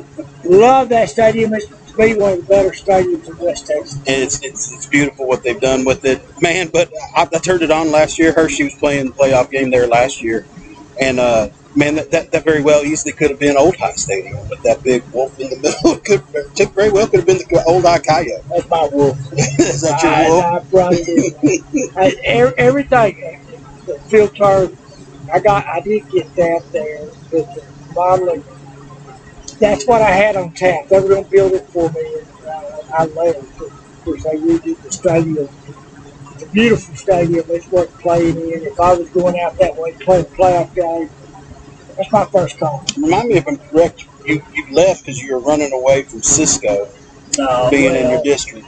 And then you came here and Cisco got in your district, I don't know what I did to the UIL. Well, I'm not a real happy fan that you brought them down here. That's right. I was in Cisco. Coach West, he's a friend of mine. Great guy. I'm coming off, back my first 3 years as a head coach, I thought I was pretty damn good. I was winning ball games. Then I went 0-10. And then I realized maybe I'm not as good as I think I am. So I'm coming off 0-10, or I think 3-7. So I'm 3-17. And Brent called and said, "Hey, let's play a game." He's fresh from the state title. He came in second, but he's coming off. I said, "There's no way in hell I'm playing." Well, I couldn't find the guy. So all of a sudden, he's on my schedule. And I think they overlooked it. We almost beat them. There were about 2 calls go the other way. We sneaked it. We played them on homecoming. We played them a couple of years, and then he wouldn't play me because he knew I was going to be good. We scrimmaged them. If you can win a scrimmage, we won. Then we graduated, of course. And He's calling. No, UIL put us in the same district with them. So we have 2 good guys, knockdown dragouts, or one really good guy. And again, we did an accidental onside kick. Yeah, the kid missed the damn ball. It's underneath our kid's feet, and he's hopping around like John Belushi in Animal House. It's under his feet. He just falls down. We got the ball, and we're going to score. Cisco kid gets it. They're pretty good. They win the game. All right, I moved to Holiday. I'm thinking, all right, I'm through with Cisco. UIL put them in my district, right out in Eastland, and of course Henrietta that year. That's right. 3 D1 kids or something, and all of a sudden, Power 5, 2 Power 5. 2 Power 5 kids. It's a much tougher district than what I thought I was going to get to. One playing in the XFL. Yeah. So, all the Reagan County, Reagan County Owls. That's right. The Hooters. I thought they were 6 men. No. Get out there to Big Reagan Lake. County, they. Oh, Big Lake. That's what they made the movie off of. The rookie. The rookie. Yeah. It's an interesting town. I've never seen the lake. I've never seen the lake either. I've driven through it many times. I don't know much about either team. Olney has a new change, right? New change. They're coming. They're going to go from a flex bone to spread. I think that's going to be some growing pains. I think. And they scrimmaged Windthorst. That just wasn't fair. And so you don't really learn a lot from them. I think from that scrimmage at all. But maybe you can. I mean, you got to work at it. But I think Olney's got some growing pains. Give him time. I've talked to Coach Chris Tovola. He's got a lot of experience. He's been a head coach before. But if moving from that flex bone to spread offense, that's just going to take some time. And, I like it. Yeah. I'll deal with him. I like him a lot. I don't know him, but he seems like a hell of a guy. Yeah. He's got two people you trust vouch for him. That works, right? He's working, and he understands he's got work to do. And that is hard. The transition. We were bone triple option. And went spread. And it's not done overnight. No. So I don't have any idea about Reagan County. All I know is I like Olney just because they're in our viewing area. We're going to pick them. We're going to pull for them anyway. Yeah, we'll pull for them. I have no idea. Go Yeah, Cubs. I did pick Reagan County. I don't know anything about Reagan County. But there's some continuity and knowing that you're going from flex. I mean, you're not just changing offense. I mean, you're changing everything. You're changing offense. Yeah, everything is being changed. It's not a scheme. And I did hear. I think their second scrimmage was against Haskell, so I got some Cliff McGuire intel there. Only that they showed some life, a little more life there, and played better. And had some moments and had a couple of kids. I know Cameron McCormick is a kid they're expecting a lot of things out of. I think he's going to be the quarterback. And why not? He's the most athletic kid in school, I think. And that they, while all else fails, put the best athlete in QB, right? Yeah. Well, anytime you got a kid that has a chance to extend the play, with my mom again, sorry, Mom, and make things happen, you got a chance to play big play. Yeah. I'm sure they're going through growing pains. Let's pull for the Albany Cubs and see what happens. Yeah. Bring your Albany shirt up here Friday. I'll tell you, discounted barbecue sandwich. There you go. All right, Colorado City and Seymour. I think the Wolves aren't going to know what hit them. I think the Wolves are in trouble. And they better have it. I know we have a secondary. We have a fan base in Colorado City. I do know that because a lot of my former students and friends listen to us. I see comments on Facebook. But I got to be careful here. Colorado City's been going through rough town 3-4 years now. Yeah. Seymour has one of the hardest working men in football. At least the highest energy Cal was, and the sweatiest coaches. The town is not just a football team. Oh, it's everywhere. It's everywhere he goes. Cal goes Yeah. with him. You see him at Walmart in Wichita Falls. He's got the towel. That's right. Dan Lloyd. That's what we're talking about. Yeah. Dan Lloyd. But yeah, the Colorado. If they don't have a secondary, they're going to have a long, long night. Well, I haven't seen them scrimmage, so I don't know what they've got. I've got some friends that have sons on the team. And some former players. That's how old I am. I have sons on the team. But, well, I think they're going to be in trouble coming to Seymour. The old Panthers are. They're slinging how many times in this thing? Over under. How many times they want to. Over under, I'll put it at 45. Because they're not going to call off, like, they don't really call off the dogs. They'll go up and score. They're going to keep scoring and keep trying to score. Well, and that's what they do. Yeah. You know, I always had. If I was running the wing team, and there were times I had to do it, but I wasn't going to onside kick. I wasn't going to run trick plays when I was up on people. I was going to run my offense. If I scored,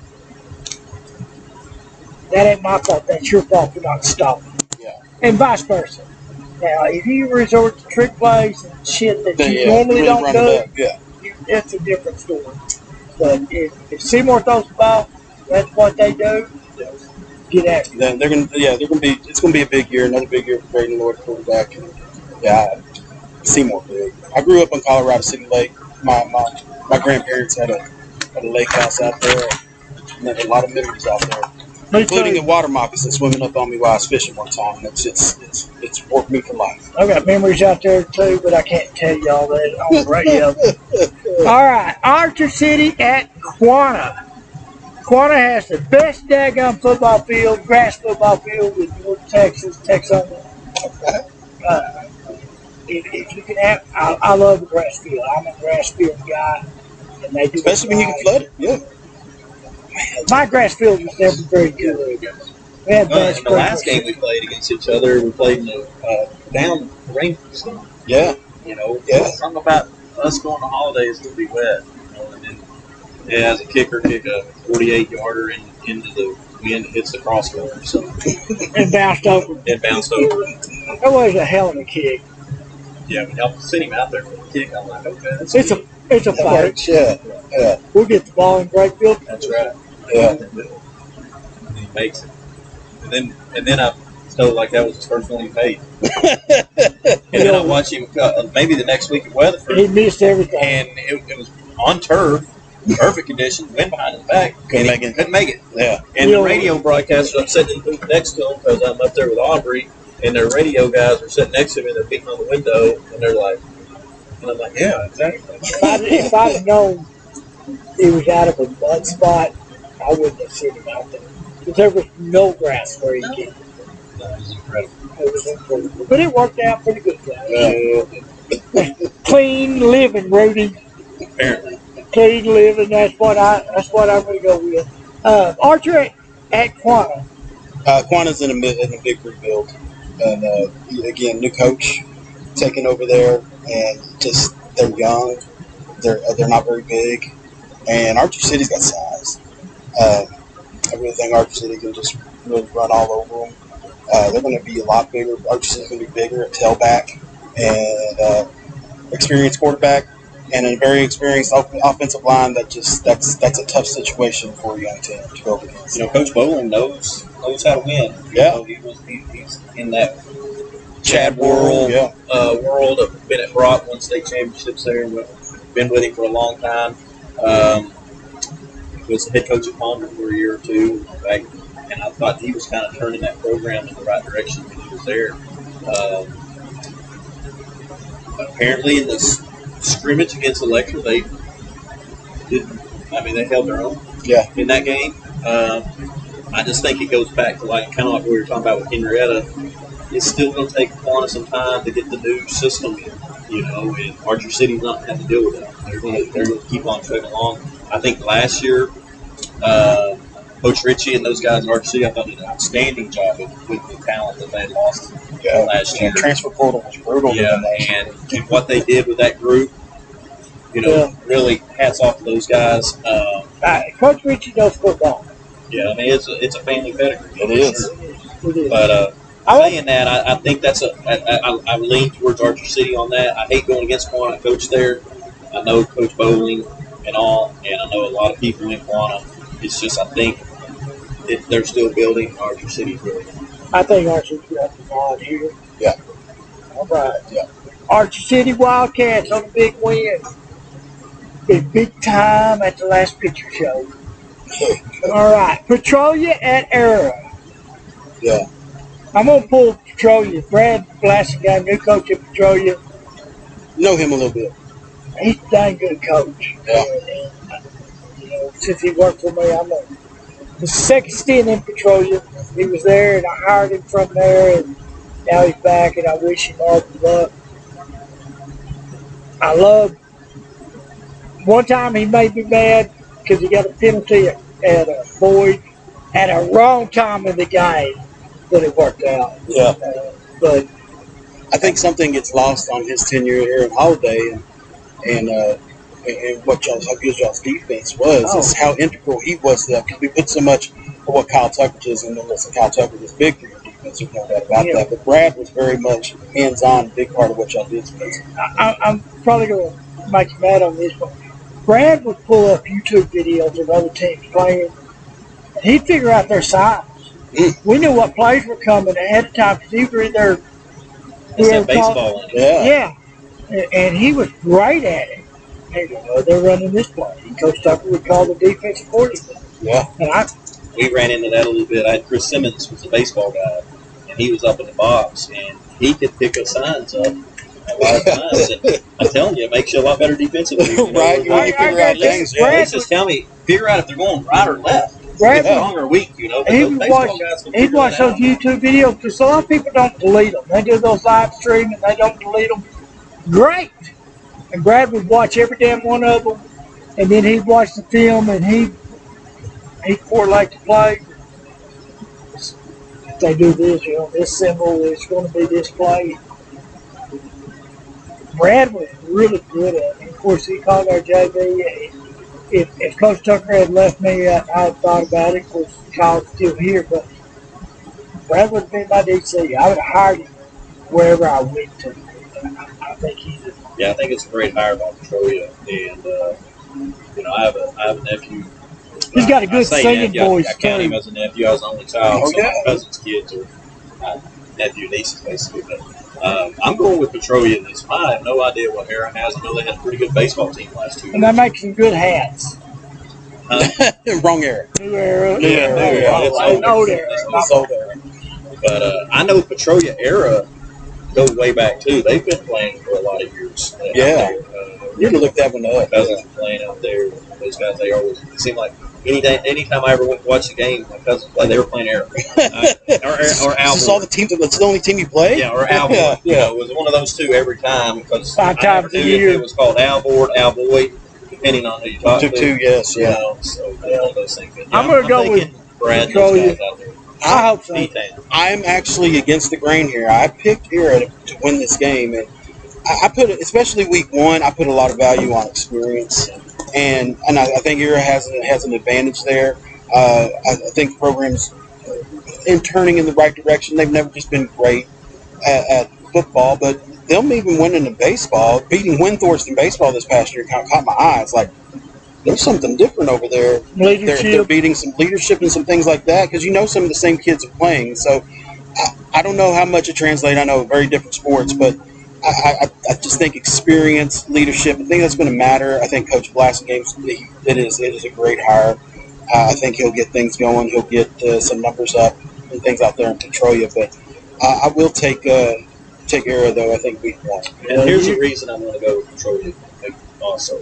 My son played baseball out there, and their baseball field and big complex baseball is turf. It's great. Yeah. And then I looked over at the football stadium and it was junky. So I'm like, they must not be any good football. Yeah. Because they put all their money here and they are in baseball. Yeah, they are. And so What they that's care another reason about. I'm thinking they could be Pirates. Hey, I don't want to walk. I don't want to go down to Davy Jones' locker. They'll make you walk the plank and control you if you. All right, for the Pirates. Pirates. Santo and Electra. This is an interesting matchup. I It think was a good game last year. Yeah, and I think this is the toughest game week 1 to pick. I really went back and forth on this one. Again, I side with experience. People if they read my prediction blog, it'll be posted on TRN in the morning, kind of see the same theme. I keep talking about experience and who's coming back and what. I just think that matters so much in week 1. It matters a lot, period, in football, but particularly in week 1.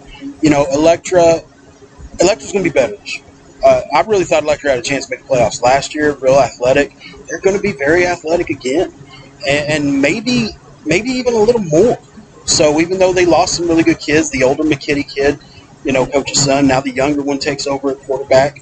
Different kids. He says Ian is the younger one. Well, he's kind of the kid who's going to run through a brick wall.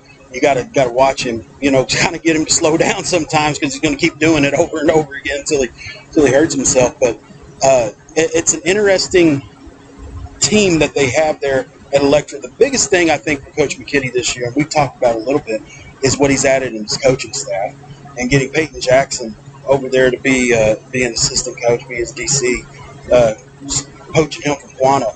Huge. When I heard the news of that, at first I was like, what? And then I was just like, man, what a get. And then I started hearing right after, like, other people, they said, well, I had several coaches tell me, like, if I'd known he was available, I would have offered him a job. Well, some of them did. Yeah. After he went to Electra, and he turned him down. Yeah. He stayed loyal to Electra. Yeah. Peyton's real close. I mean, I'm real close with Peyton. I coached him in Quantum. I coached linebackers. He's a linebacker. Really good linebacker as well. He was an all-state linebacker kid. I'll never forget we were playing Wellington. His helmet goes off. He ends up making a tackle anyway. And he gasses his eye open all the way. Had to have stitches on the inside and outside. He finished the game, wrapped it up, played the next week with his playoff game. Just that's how he is as a coach. I think Coach McKitty's doing great things at Electra. Not only just that, but what they're doing to their locker rooms, their stadium, the things they're doing to try to make these kids their weight rooms. They're just trying to make these kids really want to be part of this, and they're just kind of taking it to another level. And I'll even say on social media. Yes. They do a great job with social media, using social media to promote the kids. Yeah. And I think they've been ahead of the curve in regard to that. And honestly, I think that started before McKitty got there. And that goes to Coach Quillen. And Coach Quillen also rejoining the football staff and getting in there back in the football room, stepped aside for a year as McKitty came in to let him kind of run the thing. But getting those two guys, just Jackson and Quillen in there, and the knowledge and the experience, and then knowing how good they are with kids, they're going to get kids to buy in and come into the program who maybe weren't there before. that's going to be huge for that program. And McKinney's super excited about it. Yeah. He did a lot by himself last year. Ton. And now he has guys that he can bounce things off of and everything else. Guys who will do anything. Yes, that's right. That's the thing about Jackson and Quillen. Both of those guys. I mean, Coach Ryan Quillen, I think, has coached every single sport at Electra. Oh, yeah. He was a football, softball, and basketball coach all in 1 year before. Yeah, he's awesome. He's an awesome guy. But, yeah, I'm taking the Tigers in this. I think what they're doing out there is going to get them over the top. And it's at Electra, and they have a good little atmosphere in Electra out there. I think all the social media and all the community service type stuff they have, it's going to be. I mean, and those fans are right on. Yeah, it's an intimate. It's an intimate stadium. Great little stadium there, and I've been told never to come back. I covered one game in Electra, and when I was there, Jalen Dixon was their quarterback, and he was a stud. Played at Abilene Christian, walked on to Abilene Christian, and then got put on full scholarship, and that's the kind of kid he was there. But he got hurt in the first quarter while I was there, and pretty much out for the year. Yeah. I put out that this is the first time ever coming to Electra, and Quillen said, I don't think we should ever come back. And so I'm sure they would lift the moratorium, let me back out there. But I did take Santo. I took them in a close game. I think it's a bit of a good game. Yeah. And it goes back to, I think this is the guy that's going to make you better. One way or another, you're going to be a better team Saturday morning. Yeah, and just remember, Santo is couple years removed from being a 10-win, double-digit win team multiple years in a row. And so last year, and last year was kind of the anomaly, if you will, for what they had been over the previous 7 or 8 years. All right, down to our last guy, Abilene TLC at Monday Mogul. Yeah, there's some excitement in Monday right now, and it is because Monday's going to win. I think Monday's going to win this game. I think Monday, actually, you look at their schedule, they have a chance to kind of start off 4-0, maybe 5-0. Monday's got a team. They've got some kids. There's something coming in there, and they have this is the most kids they've had out for football in a long time. They're going to be able to have a JV, and a lot of the freshmen, it's a big freshman class that's allowing them this. They're going to be able to keep those freshmen down on JV, not force them to go out and basically play grown men comparably. Their freshman class, I called one of their football games last year. They're a good team. Yeah. They're a good team. And there's not a better guy than Brandon Wilson. Well, he does a great job. Yes, he's a superb human being. Good. He's a good fit for the small town, and even him. When we talk again about assistants, what was the coach's name before him? That's out there. He's a Monday grad and has the kind of crazy name, and I cannot think of his name right now. But he's on. Yeah, you had it happen to you before. It's just the worst whenever you're on podcasts. You're supposed to remember names, but he's on their staff. I mean, he added him to the staff last year, and again, it just gives you that perspective of kids like Quillen, an Electra guy, an Electra grad. He knows Electra. The guy that's going to drive me crazy. I can't think of his name, but he knows Monday. He knows the history there. He was there. He's seen them win state championships. He's been around the beat. And what else can you ask for too if you're Monday and LJ Collier's coming to town every year? Yeah. And one thing, buying your cleats, outfitting the team with shoes and with gear and stuff, but also just putting on a free camp. You just go out there and teach those kids. I mean, that's awesome. It's so nice to see. Yeah, the guys giving back and going back, even if they're not having the same success. And so. No, Monday's on the upswing. I think they can win this game. Abilene TLC, I think, is in a coaching change too, and that program's just. You don't know what you're going to get when you play Abilene TLC. Yeah, that may be great. That may be bad. I think it's going to be bad. Yeah, they've never gotten the program off the ground there. At San Angelo TLCA, they've gotten it going, but I made the mistake. I mistakenly. Put them on a schedule 1 year, and I thought I was talking to San Angelo because we played them in basketball. And they second and third round year. I'm like, well, they have athletes, so I scheduled the game, and then come find out it was Abilene. It was a 2-year deal, and we got out of the second year. Yeah, they had to because it wasn't good for them. No. But yeah, I like the Monday Moguls in this one, and I agree with you. I think looking at his schedule and talking to Coach Langston, I think they have a good chance to start off 3-4. Yeah. You never know when you get young teams and you start off with a little bit of confidence. That goes a long way. Yeah. You can start off with one win, you might get 2 or 3. Unfortunately for them, they're in a tough district. Yes, no, that's nasty. Yeah, it's going to be hard to get district wins. Try to stay healthy against the big teams, and maybe scratch. Come next realignment, maybe it's a little nicer. And I know there's people that don't agree with this, but as a coach, I always, and thankfully, fortunately, I always had more good teams than I did bad teams. But when I decided if I had a good football season or not, I watched the first game of the season, I watched the last game of the season, and 2 things stood out. Did my kids play hard? Did they improve?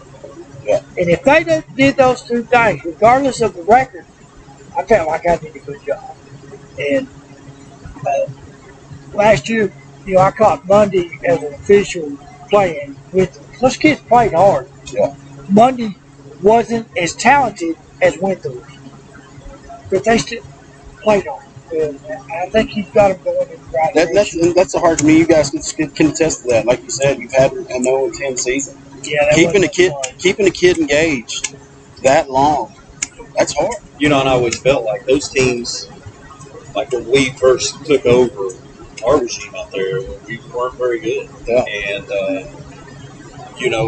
I felt like those years we worked probably harder than we did when we were good. Damn right. Because it was so hard. And you were just trying, and you're working your tail off to just stay in the game. You're trying to figure out the best chance you have of being that guy, and give yourself a chance to win. And that's tough.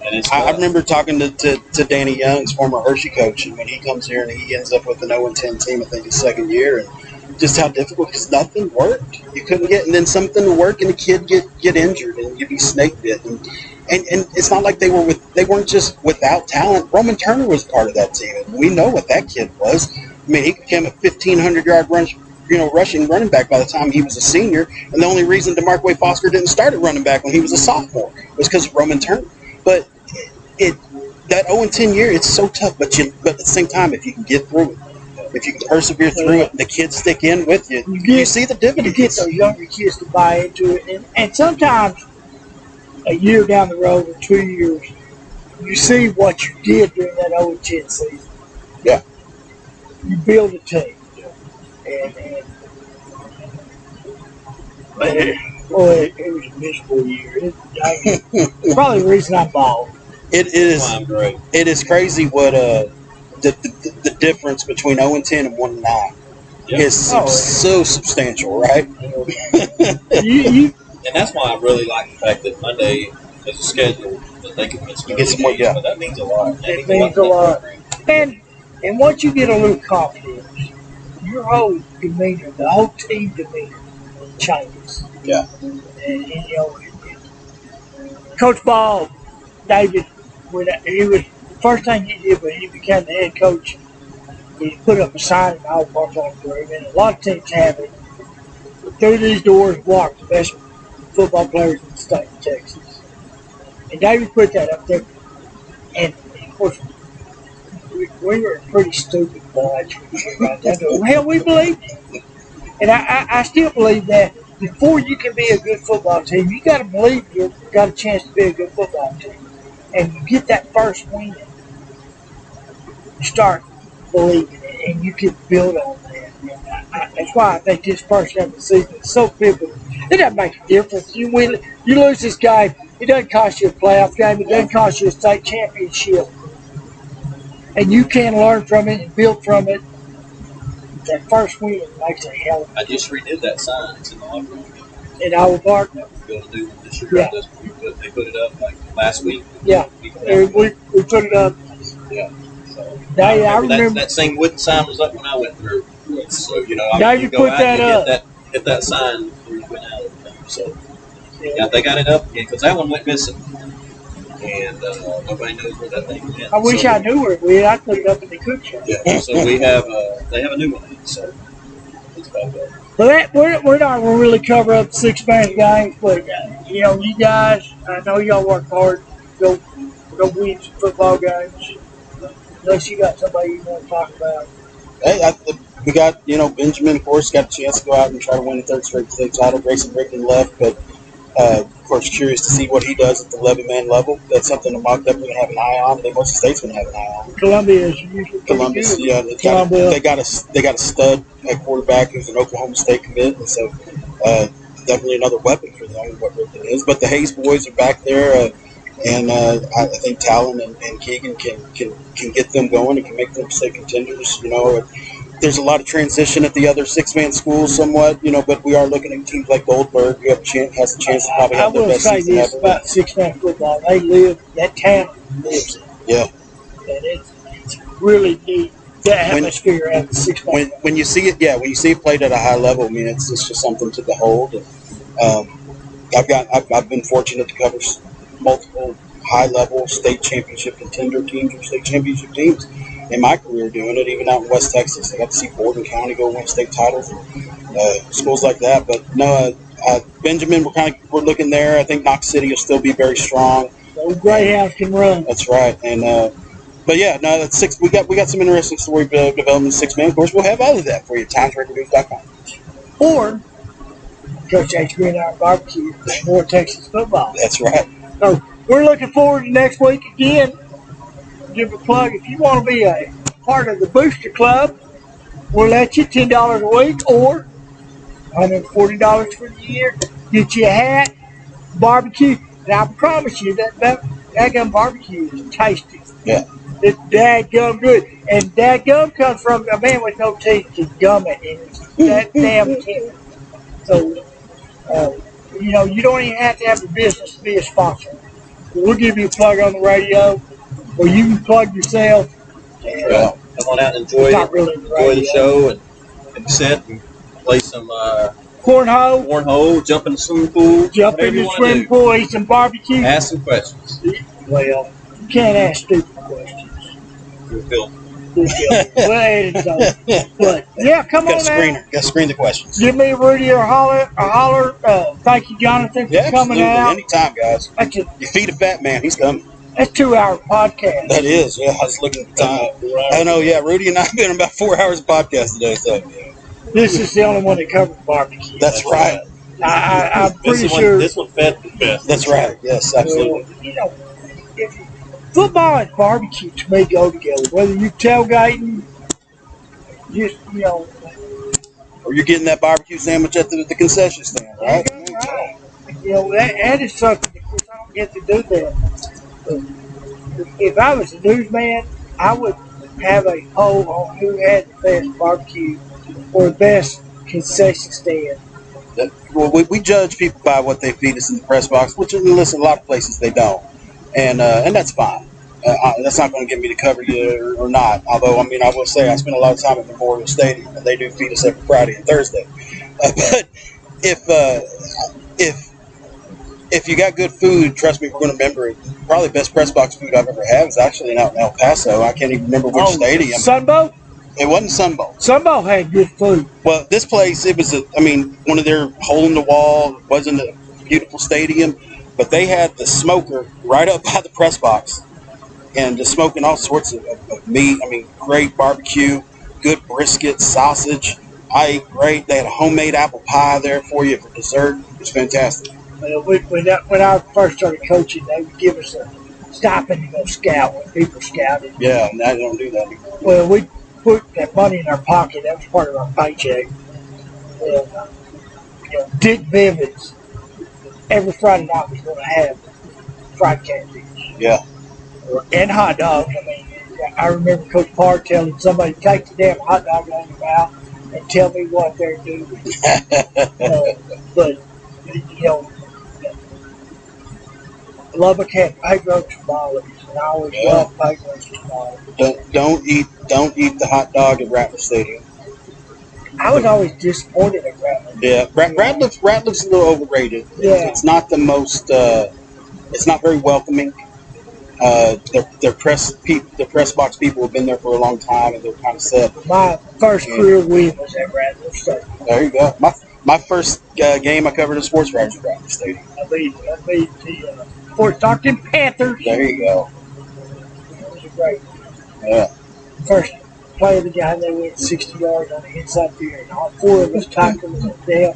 4 linebackers, three defensive linemen, tackle, the fullback, and the quarterback went untouched. Mm. I thought this is going to be the shortest coaching career ever that we ended up with. So that's a great guy. Yes, sir. Well, get out and support all your local teams. Yeah. Come Enjoy by. the weekend and enjoy a cooler weather. Come by Friday and get your discounted barbecue sandwich, wear your holiday eat Wild Park, Birmingham Bulldog, burning line stuff. We don't care as long as it's not a Breckenridge buck or a Ample harvest. Ample harvest. You got to pay extra for that. But we'll be happy to serve you, and if you need something cooked, if you'll let me know, I can name you a competitive price on a brisket or pulled pork, whatever you want. I can cook it if it's got smoke in it anyway. Thank y'all. We will see you next week. Right on. Right at 2 hours. Yeah.